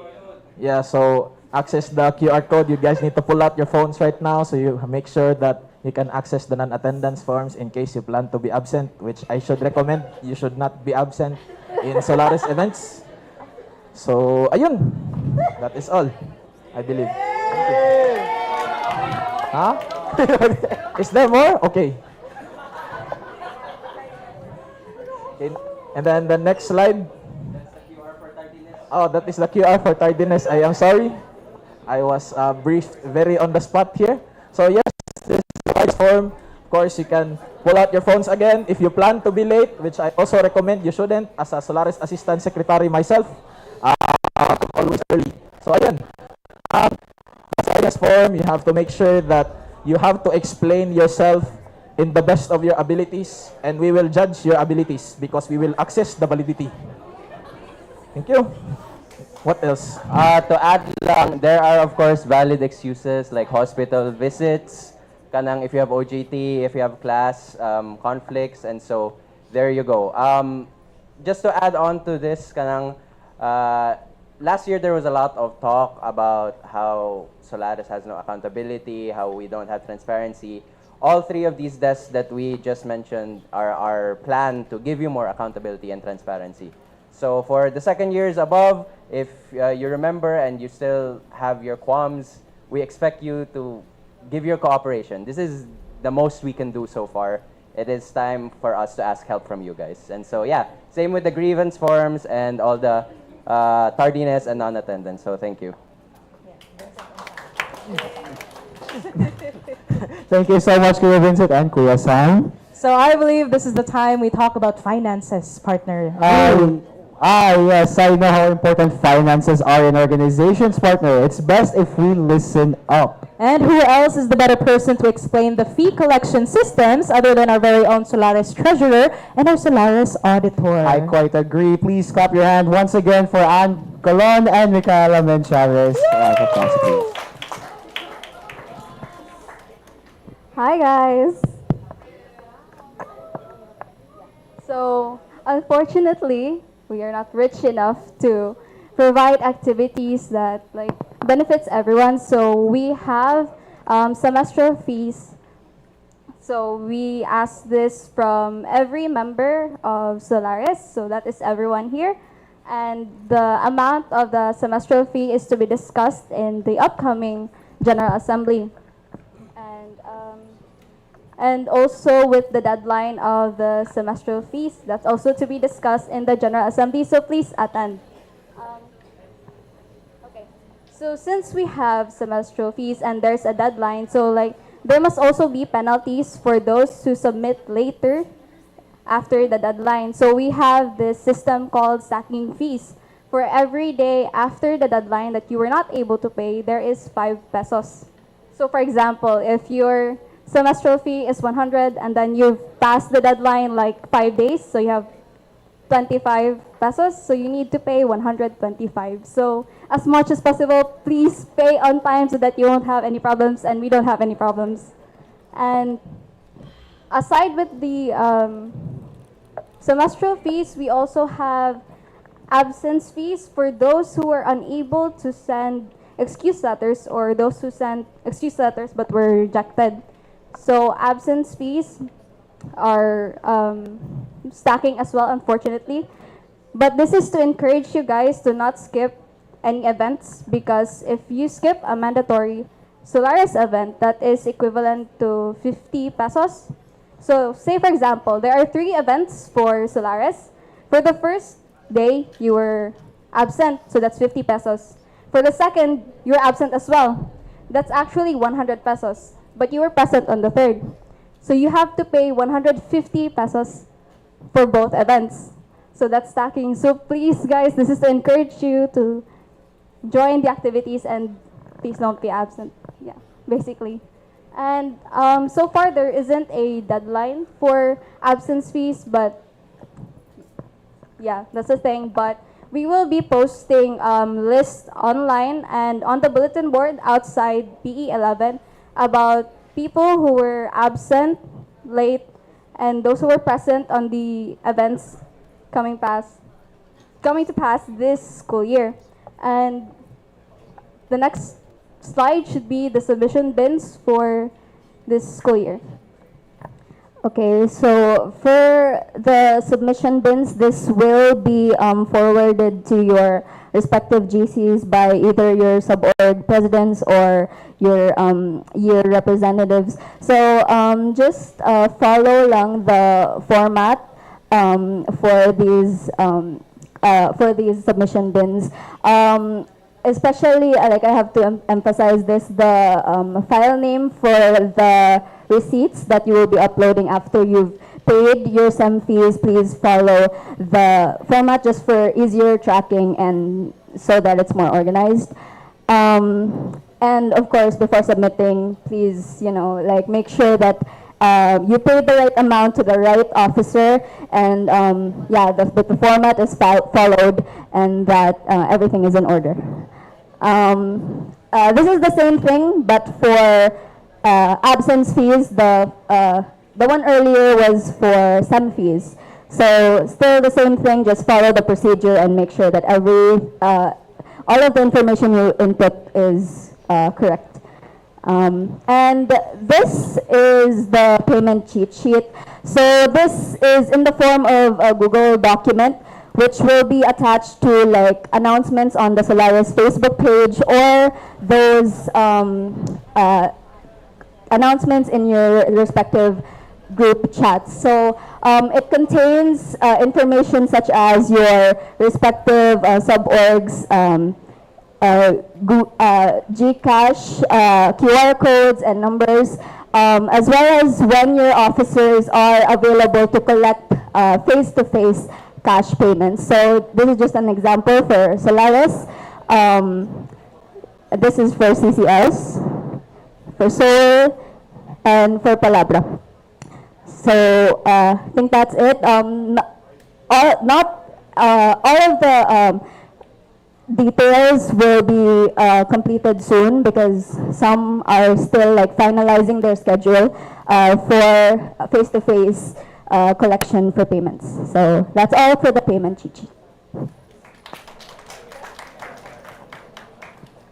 Hello, I just want to add something about fees stuff. I sensed a bit of tension.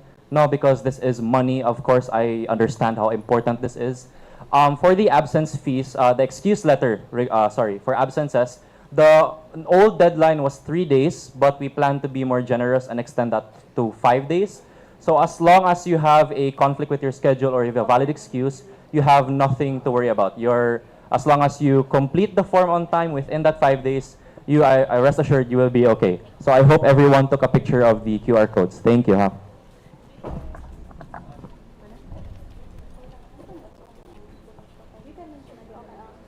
To remind everyone, no, na 3 tardies equals to 1 absent. So reminder lang for everyone, please don't be late. Ayaw mo. Yay! Oh my God, there's mercy system as well. Mercy system is not found in the Constitution because this is only applicable for this academic year. I will not discuss this extensively here because there's also a General Assembly. So the purpose is offers leniency for members penalized for absence despite submitting excuse letters. So there are cases banggod nga like people submit excuse letters but somehow they get rejected because there's lack of evidence and such. So this applies to all Solaris members with absence fees over 500. Like I said before, absence fees are stacking. So I understand that there is a possibility that it goes beyond 500 within the academic year. So its effect is there is 50 pesos reduction in the absence fees. But guys, I'll say this in Bisaya, ayaw mo kumpiyansa, please. Just pay on time and be present in your events. So the qualifications for this is that first, absent fees exceed 500 and then submitted excuse letters for all absences and at least one letter rejected due to insufficient evidence. No irrational excuses and all letters submitted within 5 working days as our president said. And its non-applicability is the irrational or unserious excuses already availed the same semester because mercy system can only be applied once in the academic year and absences covered by other special considerations. So if excused in your absences, it's fine, you don't need to pay, but if it's not, I'm sorry. So that's all. Hala, gidugdugan na tanong kay kwarta magud atong gistoryaan. Thank you so much, our beloved Solaris officers, for taking the time to explain to us the new initiatives for this academic year. But wait, there's more. Ano ko gumanda na ta? Wa pa di tanahuman? I'm sorry. Well, we still have a few other organizations making an appearance, but oh my God. Okay. Hapit siya nawas akong utok, good. So actually, we have a lot of organizations, I believe 6 external organizations here to present themselves today. But be reminded there are still more external organizations. These specific orgs lang, there are people from DCLL who wanted to have their own segment to promote and of course, makapag-recruit po, no? Sige. So let's not wait any longer and let's welcome back our favorite kuya of all time. With the organization tag will be with the representative Kuya Vincent Michael Villan. A round of applause, please. Ay, nako. Oh my God. Does this work? So, this is us. Sorry. Wala na tanggal. So, this is us. Ay, background pa man na. So, hello. I am Vincent Macaveriza from USC Tag Rugby. I am the communications director. I'm gonna be very fast because I know you guys are not interested. So, this is our brochure.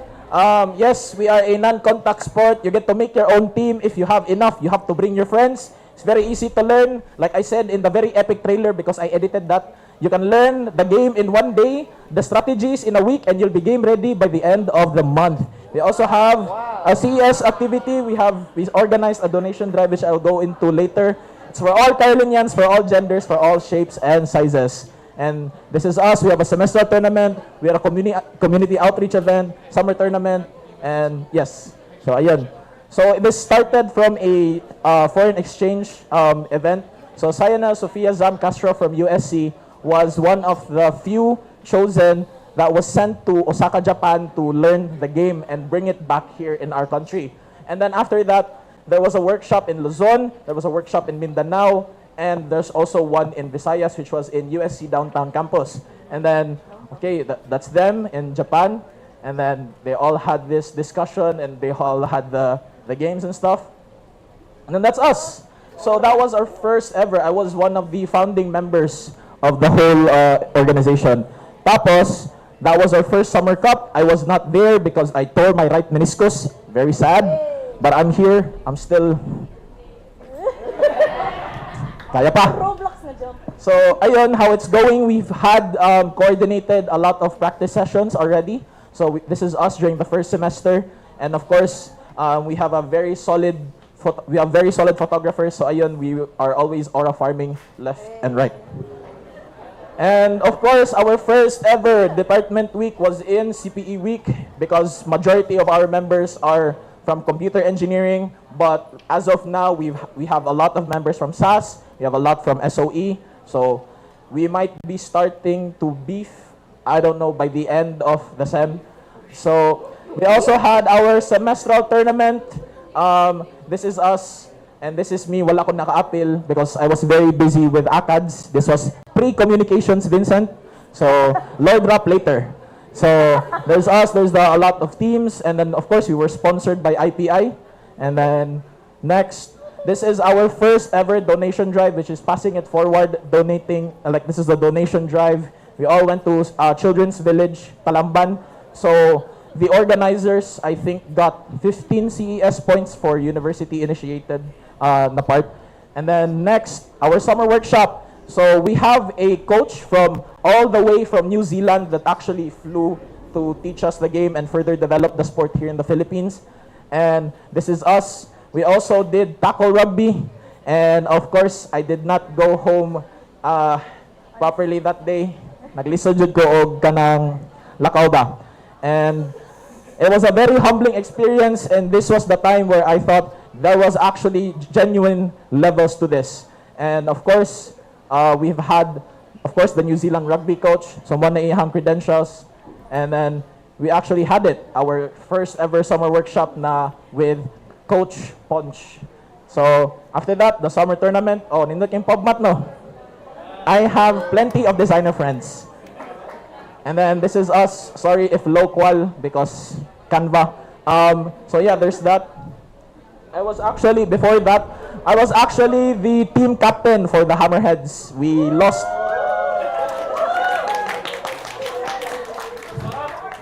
So of course, we have a lot of players from DCLL. Of course, this is me, followed by Mike Caballes. Iso kay ni siya nga inag-practice for tackle ni Sojun siya, and she took the risk. So ayun. Of course, Gian Kapitan. And then we also have Josh. We've also had other players, but they weren't really regular. They didn't go to practice regularly. So people like Abdul, people like Hugo, some other names. And then next, so we offer 3 main pathways. First is, of course, recreation, fitness, and fun. This is low commitment. Ay lang sa ni tanawa kay medyo uwaw na. Yeah, so if you just want to have a chill approach, if you want to have just, panglingaw-lingaw lang, we can provide that. Next is a development of full contact rugby because of course we are connected with the Cebu Dragons. They are the only rugby team here in the Philippines. Well, not really Philippines, sa Cebu. So we can provide that. And then next is student leadership through sports development. This is my huge advocacy here. This is something I learned over in San Carlos for over 3 school years now. And keep kids off the streets and put them to the courts, put them to the fields. That's my passion. And then of course the officers, and of course si Gian, ato ang the newest person in our lineup, si Gian Kapitan, our activity coordinator. He's the one that helped us with the Affinity Week booth and all our other operations. Thank you. And when you want to join us, remember this. So in recruitment, I meet a lot of people. Like, let me give you an analogy. For every 100 people, the first 90 will make a joke about the game. Like, rugby na, may rugby sa amua. And then, literally, pag Affinity Week, like, baguhay pa may set up, naitaw nga nilakaw niya na, like, they were trying to hide their laugh because I was really looking at them straight in the eye. But yes, they just laugh, they make a joke, and they don't really think about it even further.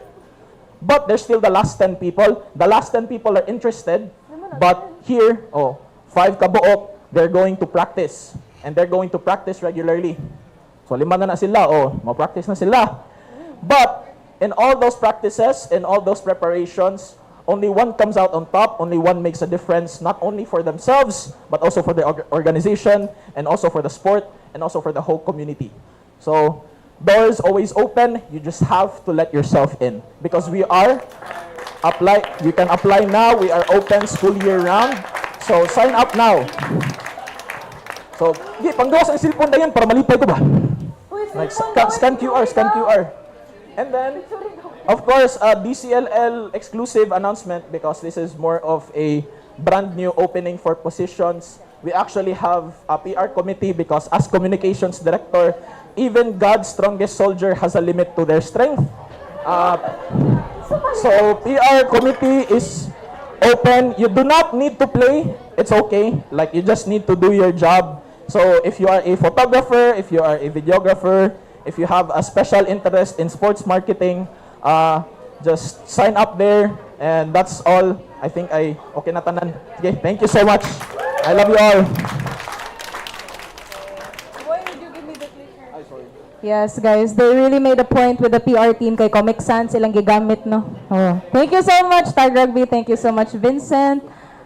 Oh, up next, we actually have ang usa ka org for people who are bodily kinesthetic. Wow. Mo na itong makitaan who will always set the stage on fire and leave us wanting more. Woo!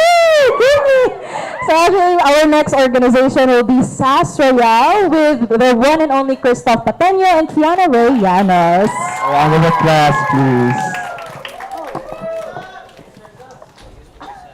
Ayo guys, mo niya ang nadaog sa atong Mr. SAS. Last year, yung freshman pa, huyo kayo sa amin. So, hi guys, I'm kind of nervous to speak because it's my first time here. But hi guys, my name is Kiana Llanos. I'm the current vice captain of SAS Royale. So if you guys don't know or haven't heard of us, so we are SAS Royale and we are the official dance team for the School of Arts and Sciences. So our team is one that is fully dedicated to delivering stellar performances while fostering talent and character on and off stage in a conducive environment that invites creativity and collaboration. So we strive to showcase the uniqueness and individuality of each dancer while still being one team. So here are a few pictures of our recent performances. So some of these are na ako actually sa uban ani nga picture murag mauwa mataoy nasa si Christoph here and some of the pictures pangitaan na lang mi guys. So somewhere over the rainbow na ko diha. So now I know I've said a lot of things and I've claimed many things about the team. But to back up all that I've said, allow me to talk about the numerous achievements that SAS Royale have accumulated over the years. So we were the first runner-up during the USC Days Contemporary Dance Competition last year and previously held a three-peat championship title for the USC Days Contemporary. For your information guys, kami ang pinakataas og streak sa pagka-champion. So kanang dapat pa-project mo nga SAS mo, di ba? So kanang siya kanang amo plan this year is of course pa-take back na siya nga title nga amo nang ma-build balik ang kanang ang among pagka-winner sa USC Days. So we were also the champions during the most recent Gadja Hit the Beat earlier this year. And regionally, we were also the first runner-up amongst 60 participating schools nationwide during PopJet 2025. Nga nisayo mi dito sa Manila guys, nga murag scary jud kay siya mo ni siya. Nara si Miss Kiana Llanos here all. Yes, yours truly. So, finally, we were also able to participate in Kiko Pangilinan's Grand Rally pre-show earlier this year. So nisayo mi dito for Kiko. Very friendly siya guys. So, all these achievements highlight the team's passion and dedication to the craft. And we hope that we can continue our star-studded legacy this year with new members. So, Okay, so with the new year, so of course we expect nga na-assign new members from students around SAS. So we invite everyone in DCLL to audition, which is on August 30, 2025 from 5 p.m. to 8 p.m. with a registration fee of 100 pesos. And it will be located in Wrigley Hall in Bunzel Building. So if you're interested and have the passion and heart of dancing and to express yourself through dancing, please have that QR link for your registration form and picture na lang po ninyo gapil guys kay wata kay bawo basin mo change in yung mind basin kanang namoy mga kaila nga interested sa auditions. And also I'd like to add now we actually have a booth in the BCT and we'll be there until Thursday, and we're currently selling some of our merch, and you can also pre-order the jersey that I'm wearing right now, where you can customize your name and number in the back. So I hope you guys are interested in SAS Royale and continue to support SAS Royale this academic year. Thank you, everyone. Yeah, thank you so much to SAS Royale. Up next, we have a publication actually, SAS's very own publication. No? So we actually have two people here today, and these are all my co-workers, guys, because I'm also part of the publication. Everyone welcome SAS Bulletin with their very own EIC, Mr. Jared Zayamuana, and our Associate EIC Internal, Ms. Jana Marie Casas. Thank you. I like how you had to think about whatever position.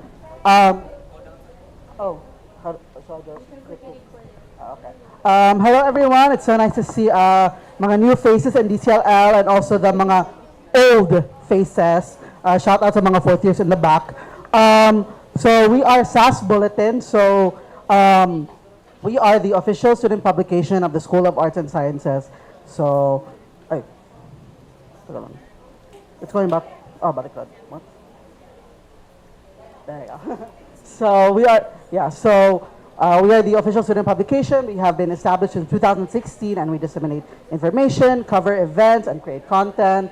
And yeah, so I'll keep this short lang. So here's some of the stuff we've been able to do. So we were able to during last year's SSC election, we did a lot of coverage. We did video interviews with majority of the candidates. We did feature articles for all the parties, and then we also do literary write-ups and articles, and feature. We also do mga features, etc., and news. And then actually, shout out to our Mr. Sass over there. Shout out to Mr. Sass over there. I know, Lina. Anyway. So yeah, we do a lot of fun content, also university news, and we have my personal favorite are illustrations and comics. So yeah.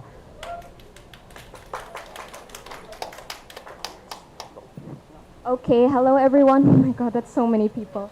Okay, so all of our positions are actually open right now. As for our recruitment, it's not starting yet. So please be patient with us. We're still finalizing some stuff. So I'm going to do a quick overview of all of the roles that are available for all of you to apply. So if you're a writer, you can write literary pieces, feature articles, also stuff to do with interviews, and also any kind of opinion article that you have. So if you're a writer, if you're experienced in that kind of thing, or if you want to learn, then maybe writing is for you. Online managers are the people who will manage our online presence, such as our Facebook page, our Instagram, our X, and our TikTok. So if you're interested in doing that, there is not necessarily a portfolio for that, but you have to be acquainted with things like caption making, and you have to be quite tech savvy if you want to be an online manager. So my personal favorite video editor or videographer, which is what I started with when I first applied to SAS Bulletin, you have to make videos, basically. I don't know what else to say. And also you have to, it's very self-explanatory. I don't know what you want. It's very fun. You get to meet a lot of people, and you get free access to events. Yeah, and you also have to get mental breakdowns during USC days. Okay, so photojournalist, pretty self-explanatory as well. Photographers, you will need to submit a portfolio for this. So if you have any experience, or if you think photography is cool, then you can be a photojournalist. And you also have access to events, and you can walk around during events. We've met Denise Julia. See? So, content creator, these are the people who will appear mostly in our video projects. So, if you were 10 years old and had a dream of becoming a YouTuber, maybe you want to be a content creator. Or basically, these are the people who will be on camera for a lot of the video content that we have. A graphic designer, if you have Canva Premium, or if you're really good at Photoshop, these are the people who make our PubMats for all of our PubMat stuff. Actually, yeah, we wanted to highlight now, we do accept people who are only familiar with Canva. For freshies who don't know, you can access Canva with your USC email. You can access Canva Premium with your USC email. So yeah, if you do have Canva, and if you are only a Canva editor, we do also encourage you to apply, and we will be able to help you navigate your way and transitioning to learning how to also use mga Adobe products, Adobe software like Photoshop. And Illustrator, for people who are into drawing or into art, you can get your drawings published as together with some of the literary works as well, or even for things like Valentine's Day or USC Days, you get to have your moment there to draw some stuff. And last but not the least, Staff Secretary, can someone please apply for this? This is a very important role for SAS Bulletin. This is someone who keeps the records, like minutes of the meeting, and also they kind of just help. I would sleep better if we had a staff secretary. It's a one-way ticket to the editorial board, guys. Yes. Okay, so that's pretty much it, I guess. So, as I mentioned earlier, our applications are not really open yet. We're still finalizing some things, so please bear with me. However, we do have a QR code over there if you want to scan, just for your personal information, so we can reach out to you personally when our applications do open. And you can also reach us through our various social media platforms, and you can also hit us an email at our Gmail account for recruitment related stuff as well. Or you can just talk to us. Most of us are DCLL guys, actually. Yeah, so just stay tuned, guys. We will be opening recruitment very soon. Next week. Next week. Yeah, next week. So yeah, just scan, take a picture. We'll wait lang. And yeah, I think that's it. Okay, thank you guys. everyone. Hope to see you there. Thank you. Thank you so much to my beloved co-workers. Yay! Please join us. We're severely understaffed. We love you all. To the people who are interested in games and hobbies, the next organization might be for you. So please help us welcome USC Warriors Arena to be said by Darren Gonzalez and my goat, Anthony Von Gadi. A round of applause, please. Uy, mga pogi! Good afternoon, chat! Sige, kay sure naman dyan ko nakuha na itong attention balik. Mga tana ko ba? Does anyone here play games? Raise your hands, raise your hands. What game did you play recently, sir? Roblox? Oh, what else? What else? What else? Wild Rift. Anything else? Diba? All of those games, that is here in Warriors Arena. And now, without further ado, let us push it forward with our very own president, Darren. Please explain. So, hello everyone. I'm Darren Gonzalez again. I'm the current president of USC Warriors Arena. And so Warriors Arena is basically, since 2019, we're basically aiming to become the esports and hobby organization of the University of San Carlos. And so far, we've done it. And we'll keep on doing it. We'll keep on being better than best, actually. So yeah, Warriors Arena aims to promote a healthy balance between student life and recreation, all the while fostering the safe space of those in the community. So here in Warriors Arena, we actually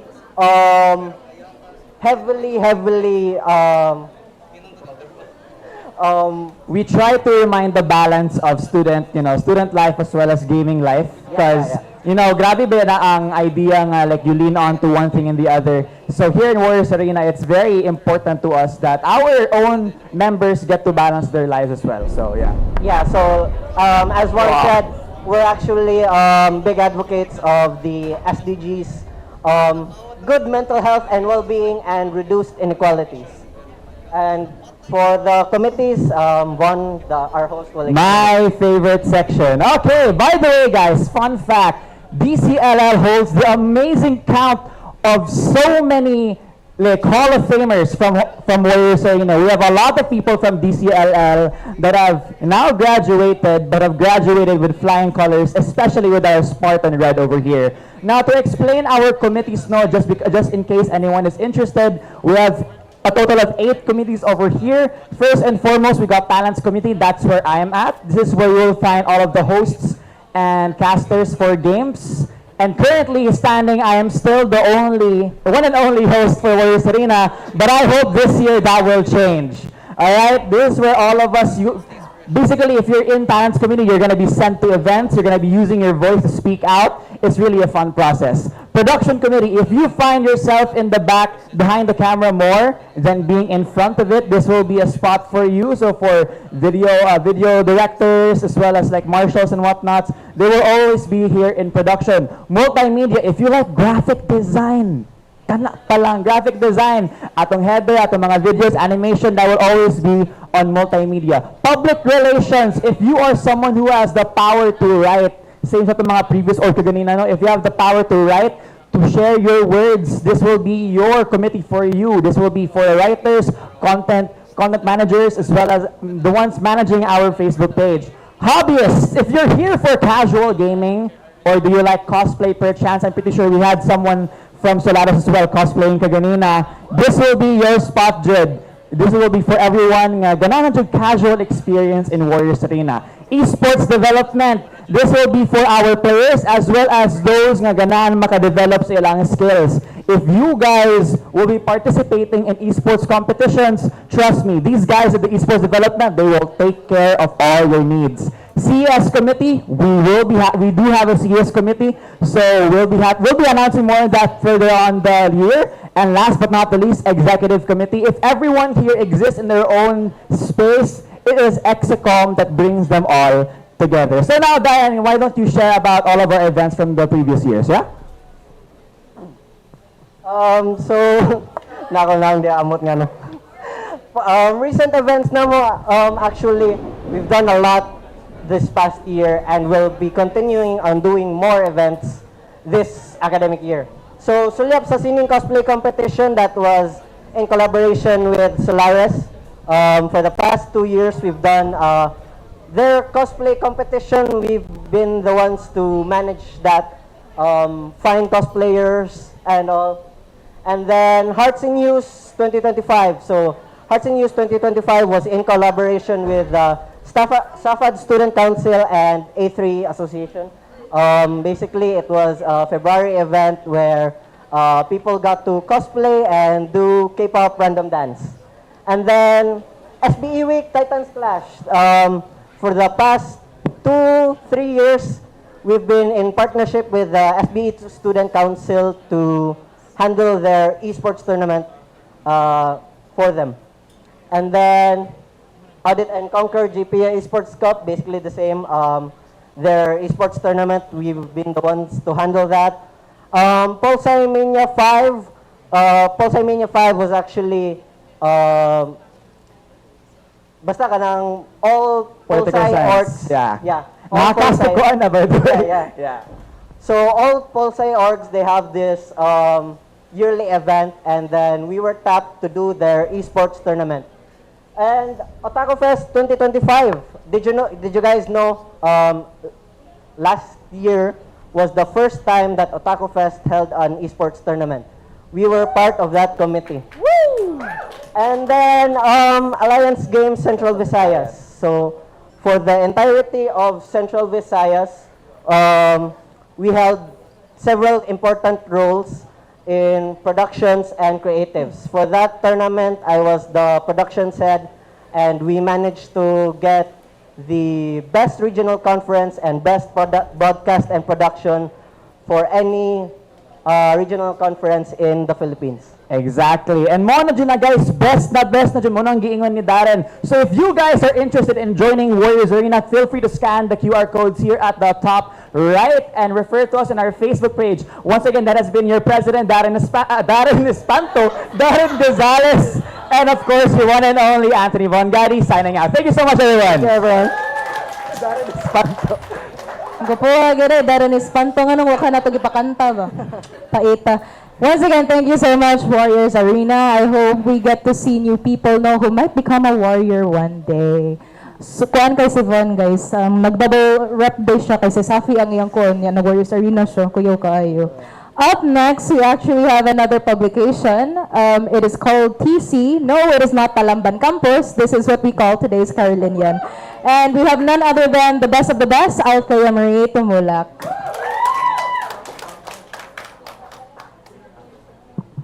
Good afternoon, everyone! Okay pa mo? Energy check na ba? Hip hip? Hello? Okay. So hello, good afternoon, everyone. My name is Althea Marie Tumulak. I am the managing editor for administration of today's Carolinian. The official progressive oh no.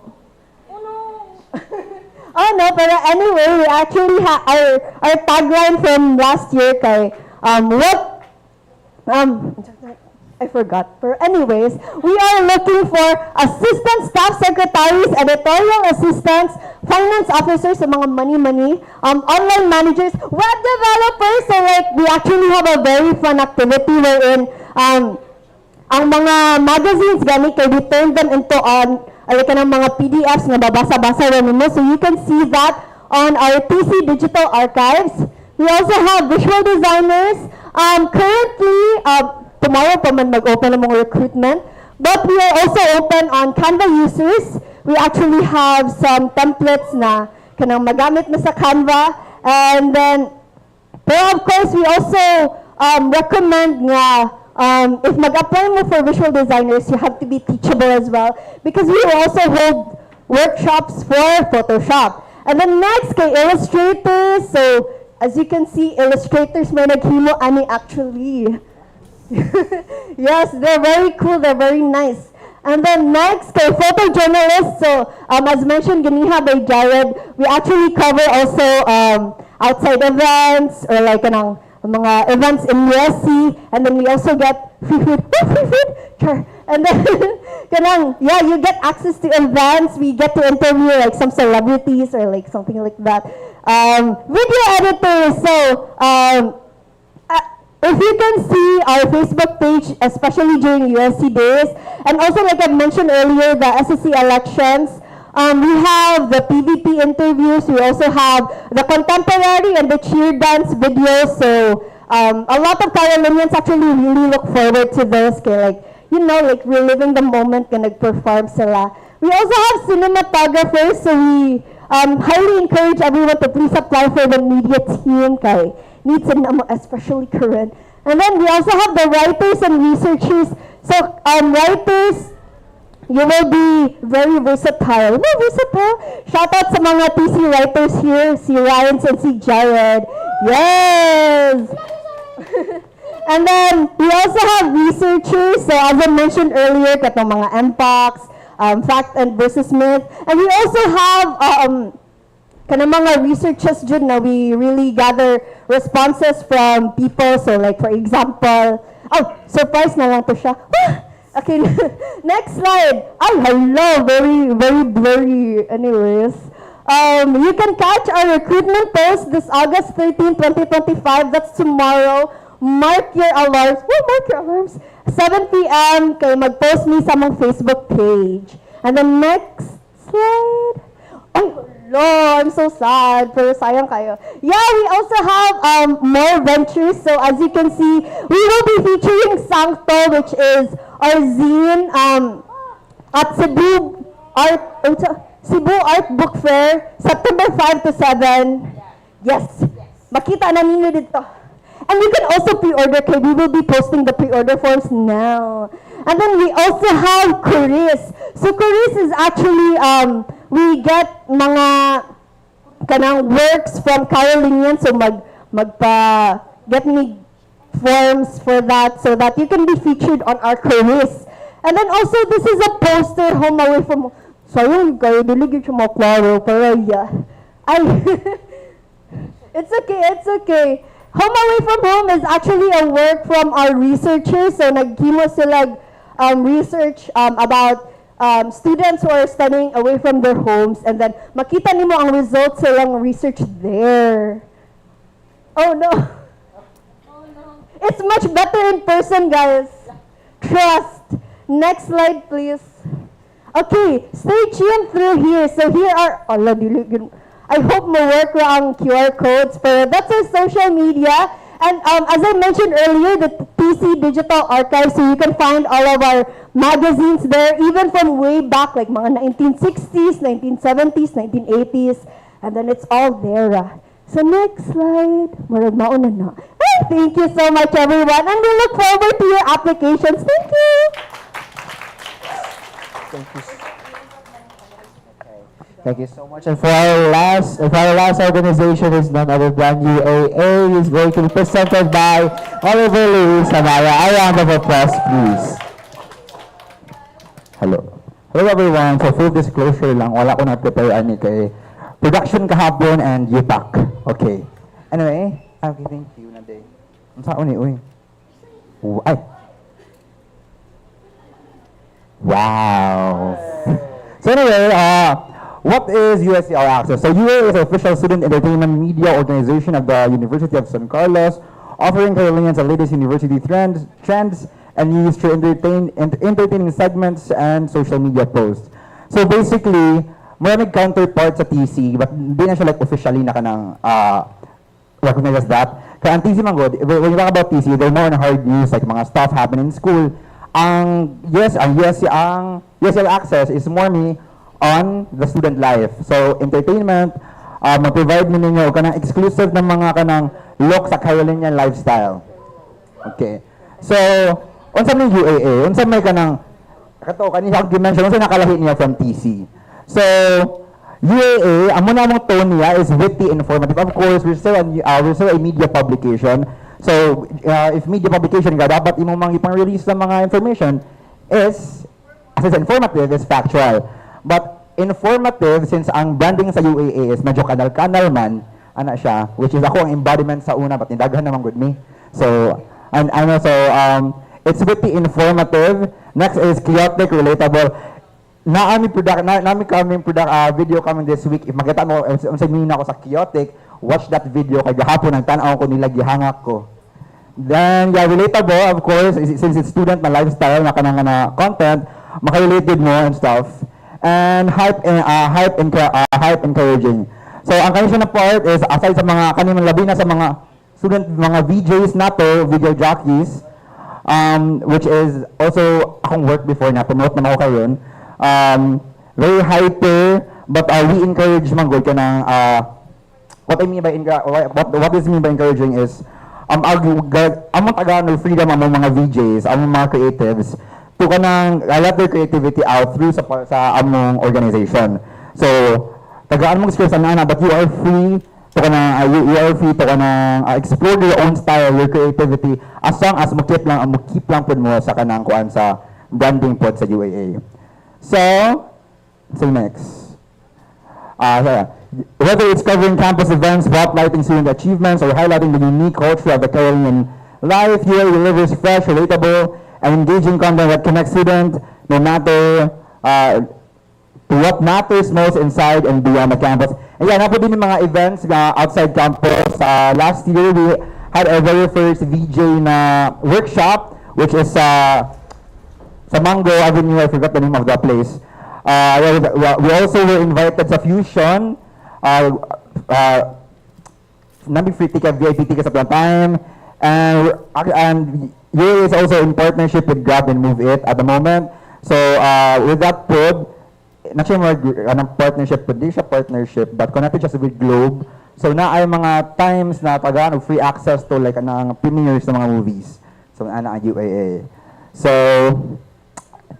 yeah, so available positions, graphic designers, basically, guys, na kanina graphic designers, illustrators, drawing, content writers, there kamo usually ang mugna og mga kanang content, and videographers, guys, need kayo na mga videographers kayo kay I think last time I checked, I think it's around 5 na lang or less.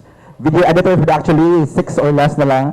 So we need video editors. And bago nyo na mo-earns motion graphics, if nakabantay mo sa recent post sa UAA, first na motion graphics na, first ba siya? Mula siya first, I think. And photographers, finance managers, logistics, social media managers, sponsorship managers, undersecretaries, nag-need po nagdagan undersecretaries kayo, I'm working, nagbago naman ko formation ng UAA karon, so ang undersecretaries is very needed. HR managers needed po kaayo, and of course mo yung pinakadaghan na kanang gi-inquire sa tanan, I think around 20 people na. Tapos wala pa mini-announce na ganun sila mag video jockeys. Video jockeys basically what I do, I talk in front of the camera, gubot kayo me and everything, like kanang magsagit-sagit sa camera, interview people. Yung imang mo usually does street interviews. We also do sit-down interviews, like if nakabantay, mga freshie man day mo. Pero if nakabantay mo, nag-post po ka na, it's called one-on-one mo siya, sit-down na ka ng content, basically mo siya, would you rather. If nakatala mag-recreate, mo siya gunana. So stay tuned lang for August 20 is mag-release me, mag-open me for our recruitment. Dili ko sure ha which na mga positions ang available. I know ang VJs is need siya og mga ng few more members, but we'll see kung pila ka book among kwaon. And next is, so muna ang mga stuff ang gipang cover. I wanna highlight this one, ang kaning fish eye. This is GA exclusive, wala lang publication sa naon ani. So usually muna at yan sa mga tao anang during events, usually especially Gadja, we do this. I think Gadja. Muna among very beautiful VJ, finance, and other people. And example po during VJ, this is USC days. Nag-cover for esports event, I believe, and other stuff. So basically, join the trend, guys. Thank you so much. Thank you so much to UAA and of course to Oliver.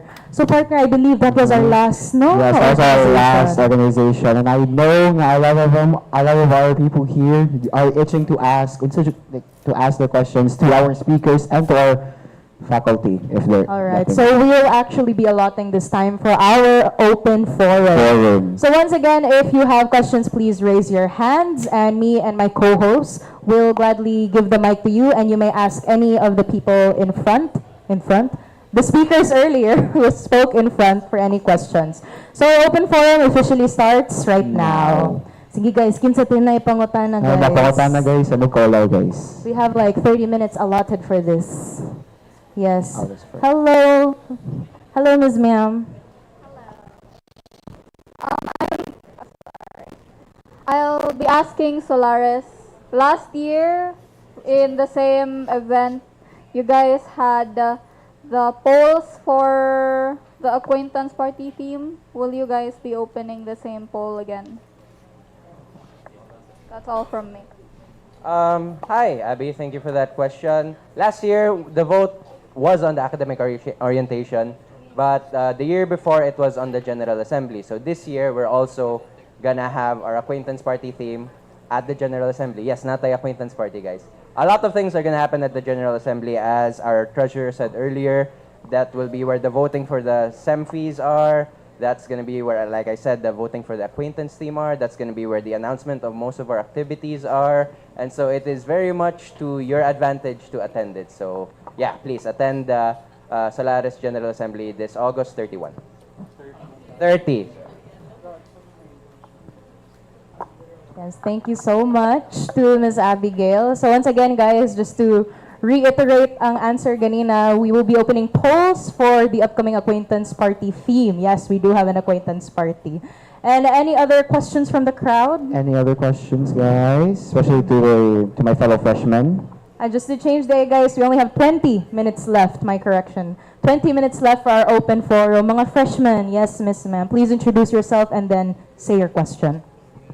Hi, I'm Wayne. This question is not coming from me directly. It's coming from her because I don't know. This is my ako name wife anyway, wife number 2 anyway. So nag-ask siya if attending the Solaris events are mandatory or not. Second question, by the way, the Solaris fee and the department fees, are they separate? The suborgs fee too? Okay, so whether or not a Solaris event will be mandatory will be advertised. But if it is mandatory, obviously it's mandatory. We will say it will be mandatory. For the Solaris fees, they are separate from the sub-org fees. What department fees are you pertaining to? CCS, that is your sub-org fees. So we have Solaris fees and sub-org fees. That depends on whatever sub-org you have. So if you have a specific sub-org question, we can pass this along to your president. But yes, we do have Solaris fees that are separate from whatever sub-org fees there are. If you're wondering why it's separate, this is because we provide autonomy for the suborgs, and they use funds from your students to create their own activities. So we have no jurisdiction about what kind of event they want to do, and our funds goes to our events. So that's why, if you're wondering why it was separate. Thank you so much to Ms. Wayne. Are there any other questions? Yes, sir. Your name and your question. Hi, my name is Vincent Inyo Sanabiosa. And I just want to ask this question. Simba ko lang. Simba ko lang? Ano simba ko? Ano na? Dito akong dua ka host, nakunata na din. Ang question kay sensitive. Hello. Just in case lang, just in case. Can you whisper it? Can you whisper it first to us?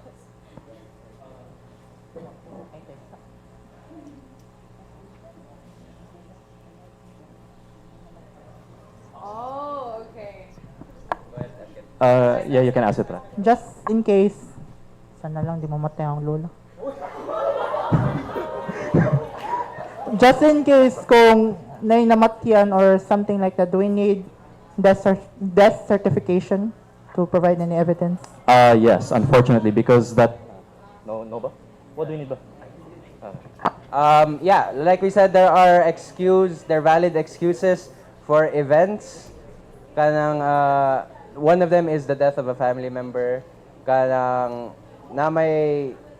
this was an issue last time nga it's very sensitive since your family member just died, mangayo kag death certificate. And so since our absence forms has like a bar for your explanation, that can be enough. Especially ayaw ka na mag-selfie nasa kabao. Ayaw, because some people do that. And again, that certificate is not, I mean, if you guys want to, I guess, but like we are not strictly. Ayaw pag kwan sa imong grieving mother, nga asa ang death certificate ni Lola, ano ba? Just for Solaris, ayaw na. Yeah. Okay, thank you very much.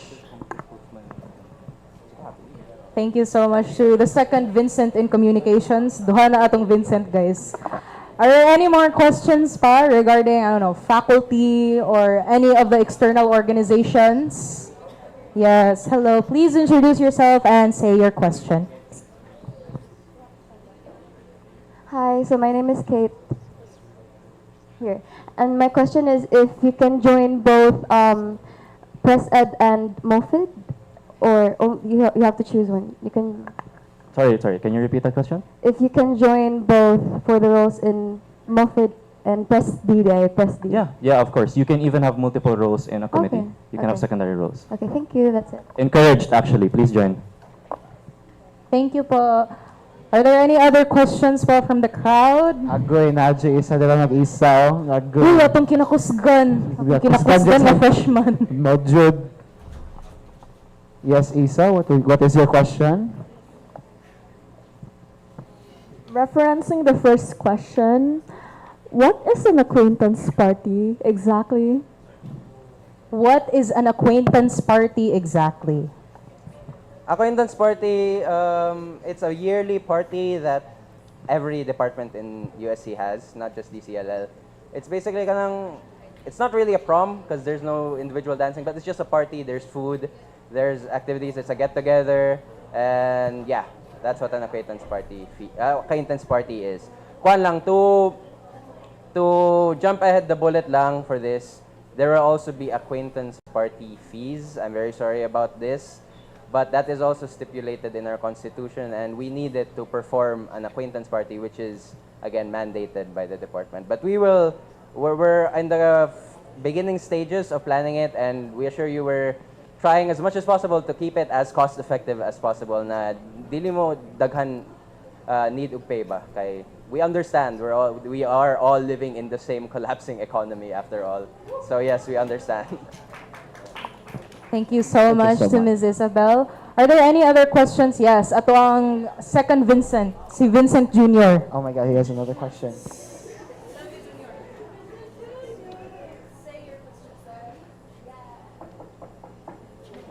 Oh my God, nasag!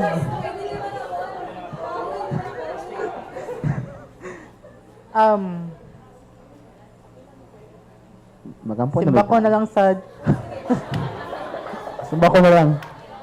While going to school or going back to school. While going to San Carlos, just in case, what if there's accidents? Will you provide any hospital bills?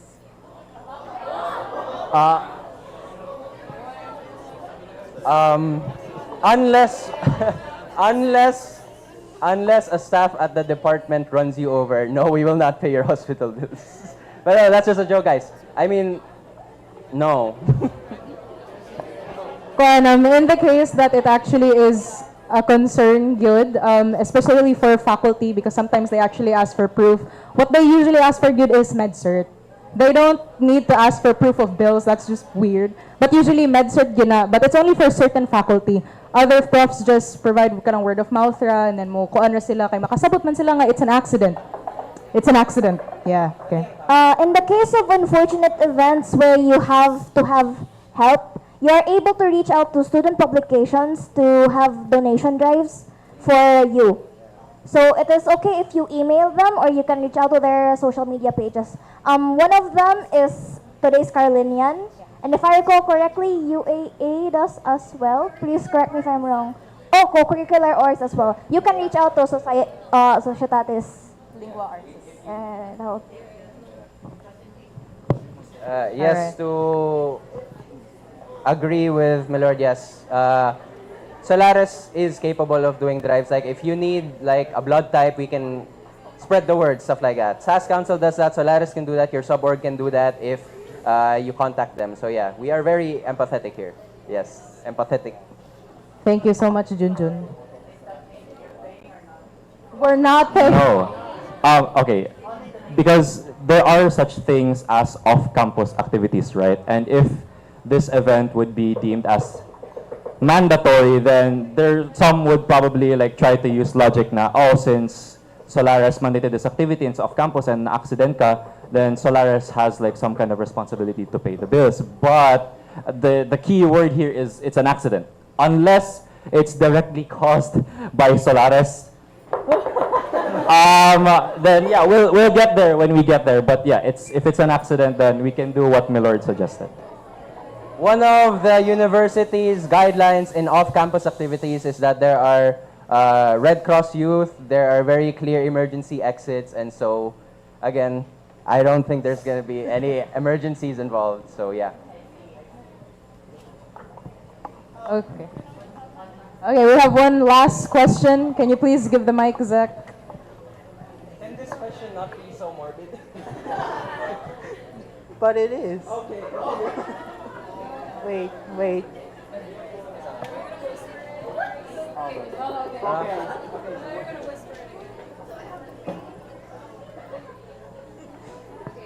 Pasensya na sa mga kaklase ko.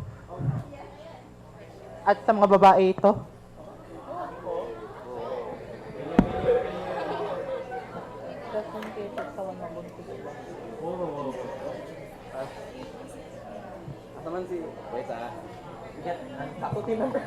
Sorry, the question whispered to us is a little inappropriate. I think a faculty, this is better to be addressed with a faculty member, I believe.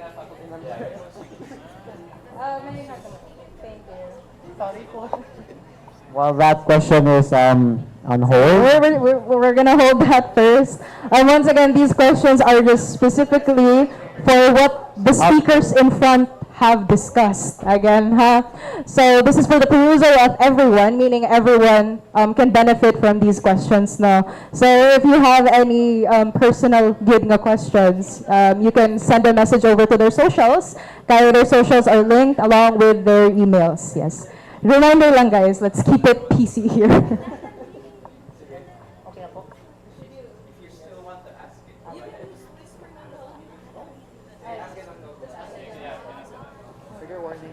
Good morning.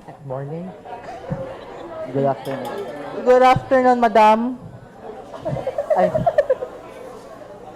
Ma'am.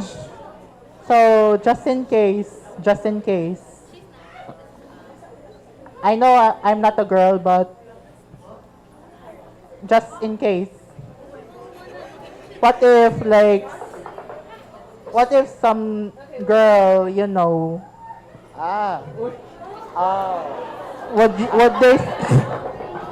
would they still graduated or be off from school, no? Very intriguing question. For these kinds of questions, guys, that's why I mentioned kanina during the orientation that you refer back to the manual for undergraduate students because everything is indicated there. Even the sanctions, whatever offenses, everything is in your manual for undergraduate students. So please refer to there, whatever is the sanction of graduating female students with cases. so I can't really say the exact same answer because we have to go back to the student manual. So if you want to be clarified on that matter, you read the student manual. All right. We're putting a cap on questions from you. Anyone else? Again, just to reiterate na pod, these questions are solely for the benefit of everyone in this room. So specifically questions from what they have spoken earlier, diri sa front. And once again, if you have personal questions, the emails are linked sa screenshots kanyang gitake. Who raised their hand? Ah, yes. Oh. Hey, Ms. Ma'am. Hi, back to the acquaintance-related question. Last year, there were a few students who could not attend the acquaintance party because it was at night and it was very far.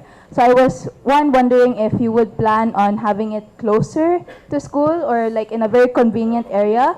And second, would students that are not planning to go still have to pay the acquaintance fee? So the second question was, are students who are not going supposed to pay? Yeah, and if then they're the first still one required. is if we're planning to make it more accessible. Yes. Because of the time and the venue. Am I Yes. correct? Okay. Yes. The issue with actually last year's venue was super nice. I really loved it, but kanang it was a little far. You kind of needed to carpool to get there if you're not familiar with Cebu. So we are trying to look for options that are meeting in the middle, like good quality pero close ra siya sa atong area. But kanang the time kasi the context for that is we did hold voting thing naman, diba? And then the majority voted for night, which is why it was at that time. We'll be holding another voting thing for that. So, we kind of have to go with the majority because, yeah. Regarding if we still need to pay, if dili siya mo attend, if she's not planning to go. Yes. Unfortunately, this is mandated by the department. They require everyone to pay. So our advice as the organization is to just try to attend na lang. Doctan, are we still doing a parent's permit for this? Yeah, we're still doing a parent's permit. Yeah. Does that answer your question? Yes. Okay. Thank you. To put further clarification, when we finally pick an acquaintance party venue and we get all the finances in place, the math that's going is we're going to divide it per student. So we need the fees from every student to break even to get the money required. And again, as Zach said, this is a mandated acquaintance party. This is a mandated activity via our department and constitution. So technically, everyone should be there because it's mandated. So yes, that's it. But again, once again, we're trying very hard to keep this very relatively cheap for you guys. Trust the process. Let us cook, please. Yes, thank you so much. So much. Are there any? Oh, I thought we were putting a cap on you. Yeah. Putting a cap on you. There were like 4 questions from you. We need other students. Yeah. We need other students. It's important. Whisper it to Doktan. Yeah. Okay, we have my beloved diva. I really love Franco's spit today. I've been looking at him from afar. Hello, Franco. Hold on. Hello. Possible ba na naitagay after attendance party? Oh, yes! Ay, sorry. Tesa. Katahimikan. Or, will the attendance party be serving like light liquor drinks lang or like fruit punch with alcohols and stuff like that? I mean, if there's a possibility though. This is, unfortunately, we are registered under OSFA. We have to abide by OSFA's rules, the university. And so, no, there will not be alcohol. Also, to reiterate lang later, the parents' permit that we are pertaining to, it's actually for everyone. Despite if you're a legal adult, we don't care if you're 26 or 25, you still need the permit because a lot of our freshmen here are also still minors. They're still turning 18 or basin 1 year pa nga mag-18 pa sila. So this is not only for us but also for the safety of others. Yeah, I kind of get the logic a little bit because, we are in college and we are adults, so I understand the question about alcohol, but you have to kind of take into consideration that this is a school, and if a school were to hold an event where students were drinking, then that wouldn't look very good for them. But we're not against you having an after party of your own because, again, you're adults. So the practice is, it will be very bad for the department. But you can have something after the acquaintance party, just on your own. Okay, guys, for those who are, sorry, I have to voice out the concern because I understand that we're in college, you're in college now, you want to do after party, but I think I mentioned this one last year na for some of the students. Please, if you have plans after, do not inform the department, the chair, or anyone because technically, we will be liable no, sa inyo if we are aware of your whereabouts after the acquaintance party because we are expecting everyone to go home after the acquaintance party. So please, if you have plans, do not send it to me. So yes, if mag-agwa mo, ayaw pag... Alright, so guys, this will be our last 2 questions, I believe. Yeah, kay na apoy reserve na dire. So we'll go ahead with this one. About that parents permit thing that you mentioned earlier, I know you probably mentioned it, but I might have glossed over it. So, is there like a digital copy of it in case one's parents are like working outside of Cebu?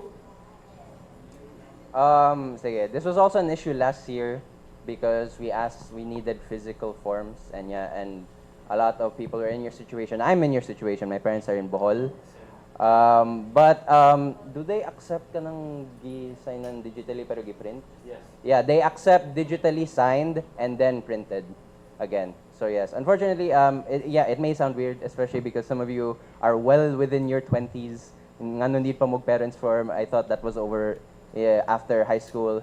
The lore behind that is too long for me to say, but yes, something happened, and so the university has to be very careful now about permitting these kinds of events. So yeah.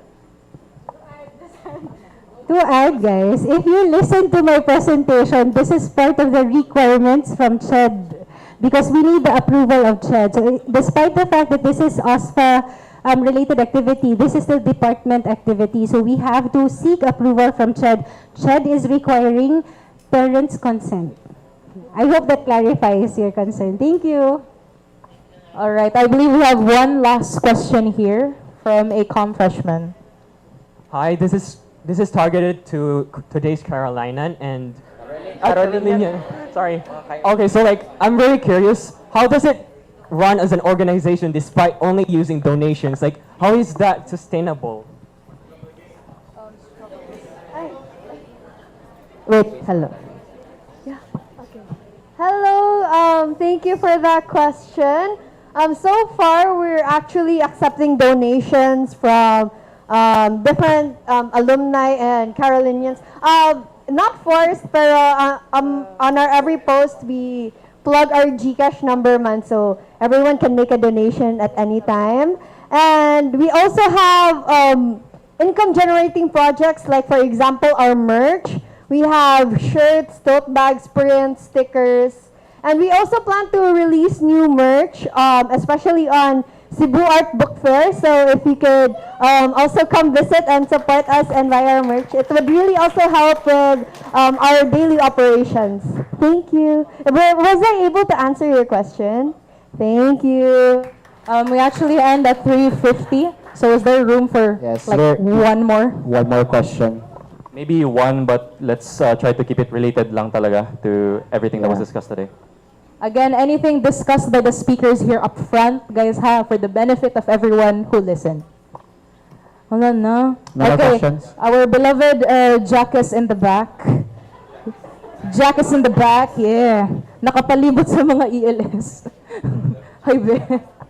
Hello, this question is related to the acquaintance party since seeing last time we were collectively voting on what to wear, right? Yeah. And I'm just curious whether going forward, actually this is also useful, would we be able to vote on what activities we will be having for the acquaintance party? Activities. to clarify, you want to vote on what we will do in acquaintance party? Or what we can do, yeah. All right. Sige. That's a good suggestion. We can look into that. Maybe we can involve the sub-orgs. We can task them with individual tasks for acquaintance party, and then you as a sub-org can vote. But that's just, we will talk about it lang. But thank you for the suggestion. Thank you. Yeah, that's a really good suggestion. No? Sige, ideally, we want to kind of address everyone's concerns. No? So if we were to kind of implement this, I guess you would make a forms for submissions from the different students. And then the Solaris officers will just kind of do a screening process on what's feasible. And then we'll do a voting process at Gen Assembly. Is that okay, everyone? Okay ra? Okay ra? Okay. Yeah, we'll talk about it. All right, so time check. It is 1 minute away from 3:50. So this is where we're officially concluding our open forum. If you have any follow-up questions gani for later, remember that in the presentation, they show their Facebook pages, any outlets where you can actually reach them. And for our professors and in the faculty, they have their USC emails. So thank you everyone for being participative and asking many questions. Now, before we actually conclude this event, we have a few last-minute announcements. So this is for the international students. International students are required to attend the orientation for CHED at Immigration Policies this coming Thursday, August 14, from 1 o'clock to 4:30 p.m. at Father Theodore Blutenbroich Hall at USC Downtown Campus. And once again, attendance here is mandatory for the international students. And then I will be passing the mic over to our Vice President, Sam Mendez. Hello everyone, good afternoon. I know you're all very hungry. I promise I won't be that long. Kanang last minute reminders, as Clarence here said, the international students will be having an orientation. Tomorrow, the department will be having a CES orientation. You heard that over and over again. CES points, what are they? You need them to graduate. And so to learn more about that, asang venue doc? Here, come back here tomorrow, 9 to 12 p.m. So yes. Yeah, 12 p.m. 12 a.m. hangtod midnight mo. 12 yeah. 9 a.m. to 12 9 a.m. to 12 p.m. Sige, 9 a.m. to 12 a.m. ka, bantay. Sige. So yeah, we have the CS orientation tomorrow, 9 to 12. And then for the freshies here, we have a campus tour on Thursday. The sub-orgs have their many orientations also. Just contact them again. Kanang kwan. This is going to be our first event where we're launching actually Vincent's initiative, Vox Colloquium. So halang don. After this event, we will be in a separate room and you can have an interview, ask questions, and all that. For Solaris officers, aigsag pa uli. After you eat, after you meet with your freshies, and after Vox, let's have a short meeting. And on the August 22nd, here as well, we have vis-a-vis visuals and social media. I think every single org that presented today needed PR. And so if you are at all interested in PR, we have a visual workshop. If you saw Halangdon's PowerPoint presentation, nindot kayo, di ba? And the person who laid the groundwork for that is a DCLL student, our one and only Mel Amadoro here. Yes. Amadora, sorry. Yeah, and it is open to everyone, but of course, if you're interested in taking any PR job or you're just interested in visuals in general, you are more than welcome here. And so yeah, Mel is the former creative head of Halangdon and basically built the brand that is Halangdon. So yeah, big shout out to Mel. And I think that's it. Final reminders before... Wait, remember to sign out so you can get your food. You can get your food once you sign out, okay? Thank you. And we also have final announcements from Vincent Michael Villariza. This is just further clarification regarding Vox Colloquium. So for the involved student publications who want to write up about Solaris-related events, when everyone gets out of the venue, we can actually have a space for all involved student publications or student publications who are providing event coverage about the Solaris-related event.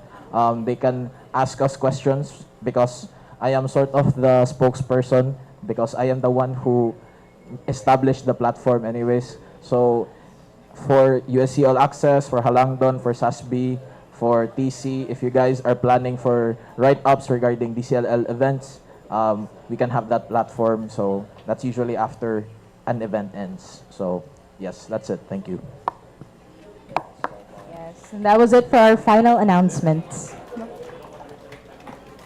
I believe there are no other announcements. So, but before we officially conclude the academic orientation, may we call in once again Dr. Joanne Marie Stan for her closing remarks. A big round of applause, please. Hello everybody, especially to our students, continuing and freshmen. I know a lot of you here knows me because I was the one who interviewed most of you. So it's nice to see you all here today and fully enrolled in the program. So thank you so much for taking an interest in our 3 programs, BA Media Studies, English Language Studies, and Literary and Cultural Studies.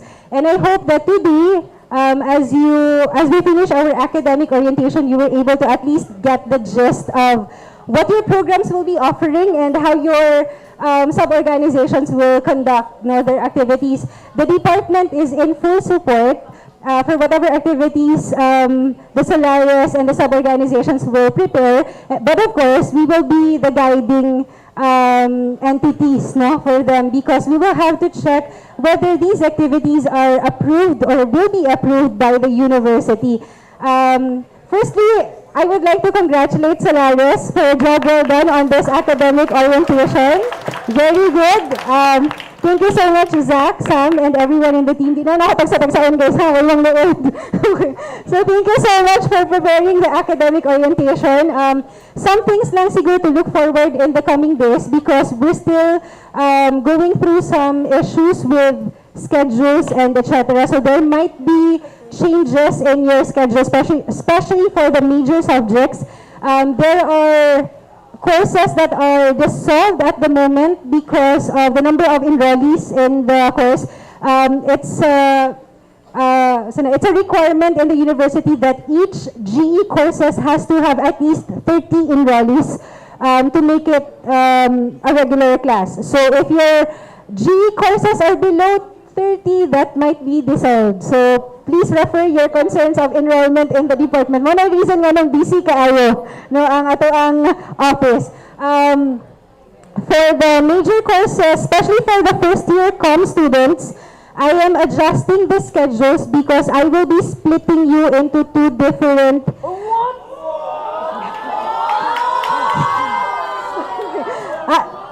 we will not be splitting you into 2 different block sections, okay?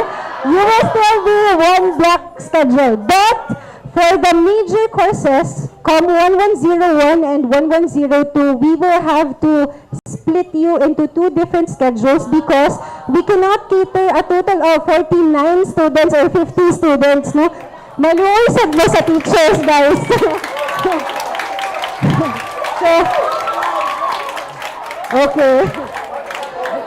Actually, this is a huge problem, but I'll take it as a happy problem, no, for the department. So, sige na, putot na guys, pero kaya nato ang mga ang mga problems na. But I will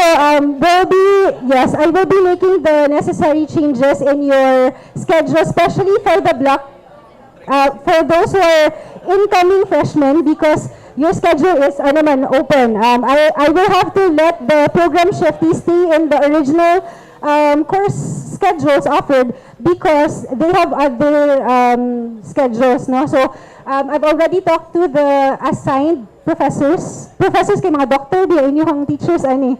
So I've already talked to them and inquired about the schedules. I'll be creating the new schedules na after this. Muna, super busy. So sorry kaayo kung dili kaayo ta maka-cater sa inyong questions and clarifications, but we're trying our best to really give you a complete and final schedule this week. So again, reminders everyone, including the continuing students, please check your ISMIS. If you have classes below 30 enrollees, you refer your concerns to the department so that we can assist you. As of now, I've heard that EDM2 and GEUTS is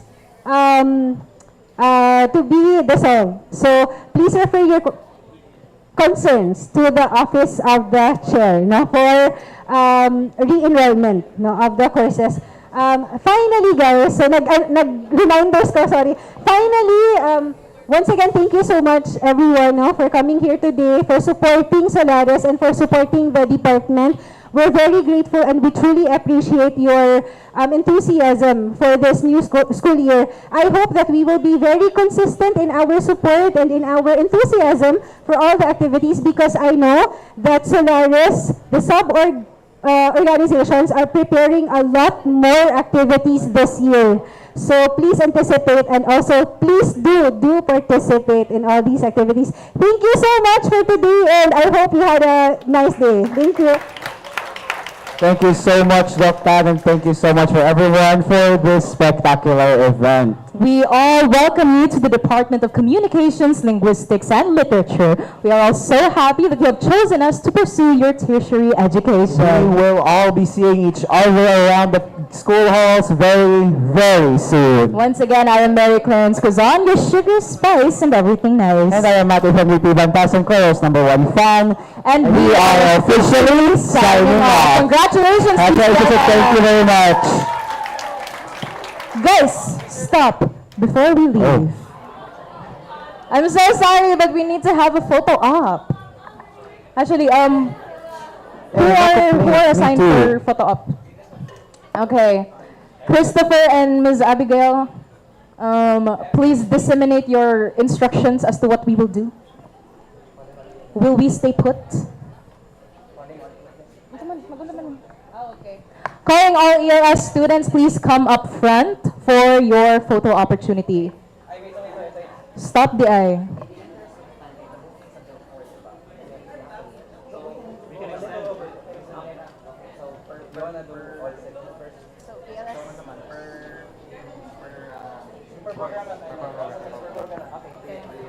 Once again, all ELS students, please come forward.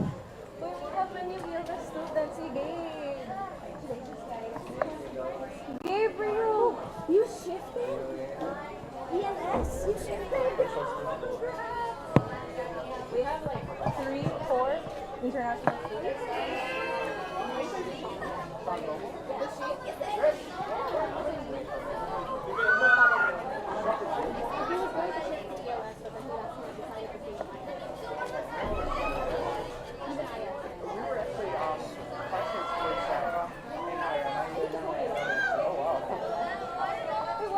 Reminders also to please exit to the correct door over there. Thank you.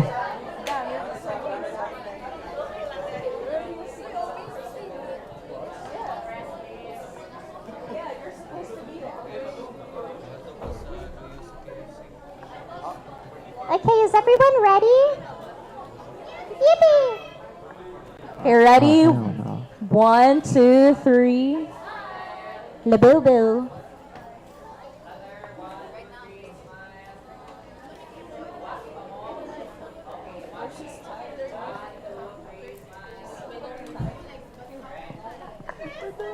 Up next, LCS students, please come up front. Please. My apologies, but we really need to do these photo opportunities.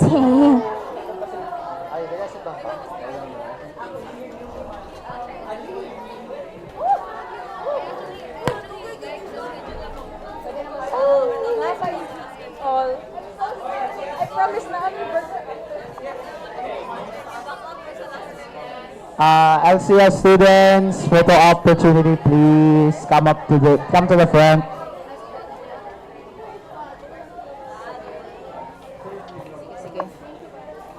Attention, for communication students, ay yung photo opportunity, please go to the back, like dire. Kaya ari daw ta mag-picture. So while LCS is here, please position yourselves at the back. Thank you.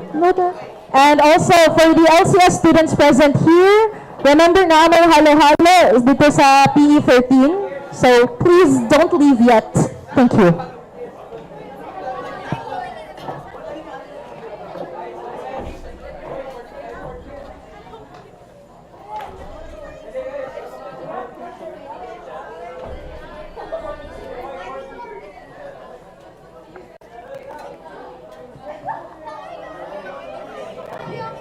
Are the LCS students ready?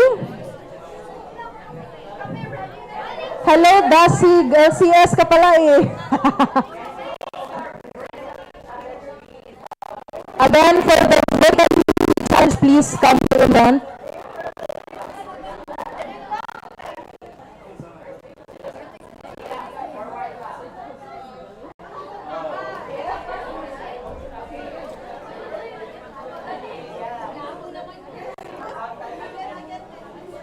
Okay, is everyone ready?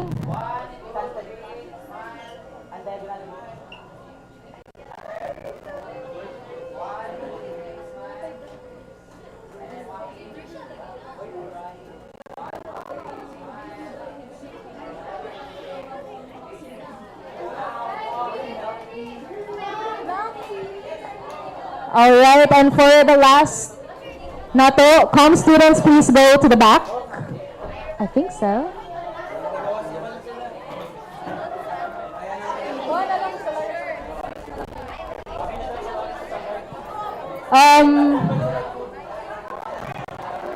Later na lang yun. Attention for all sellers and the organizers, please do not leave yet. Thank you.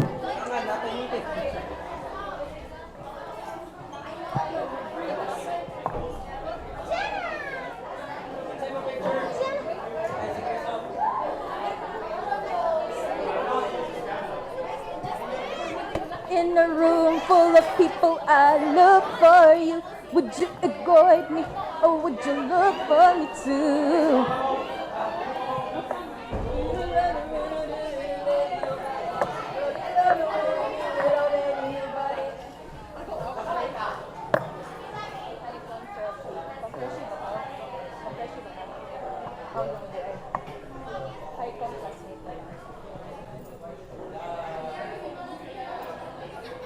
Guys, ready na ba kayo? Ay, wala, hindi. Wala, na-split na daw ta into two.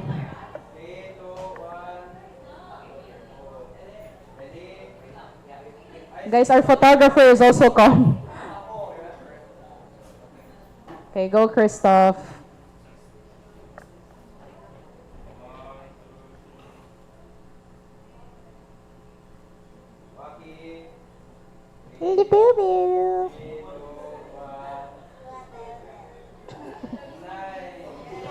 Thank you so much, guys.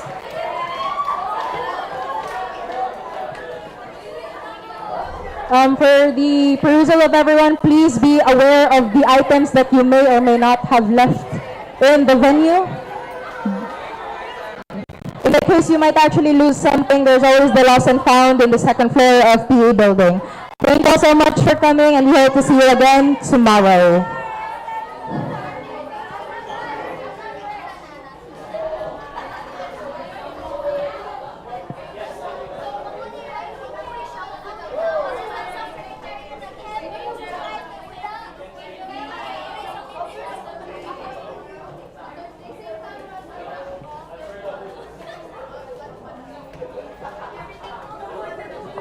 Again, guys, please be wary of items you may have left in case. If naagani mo yung mawa, just go to the lost and found at the second floor of PE building. Sumbong tikar buwan. The exit is to the right, people.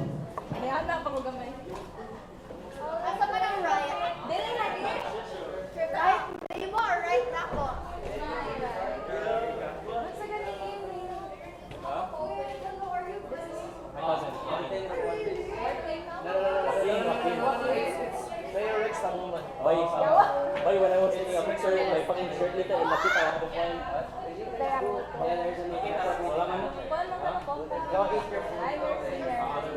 Second year.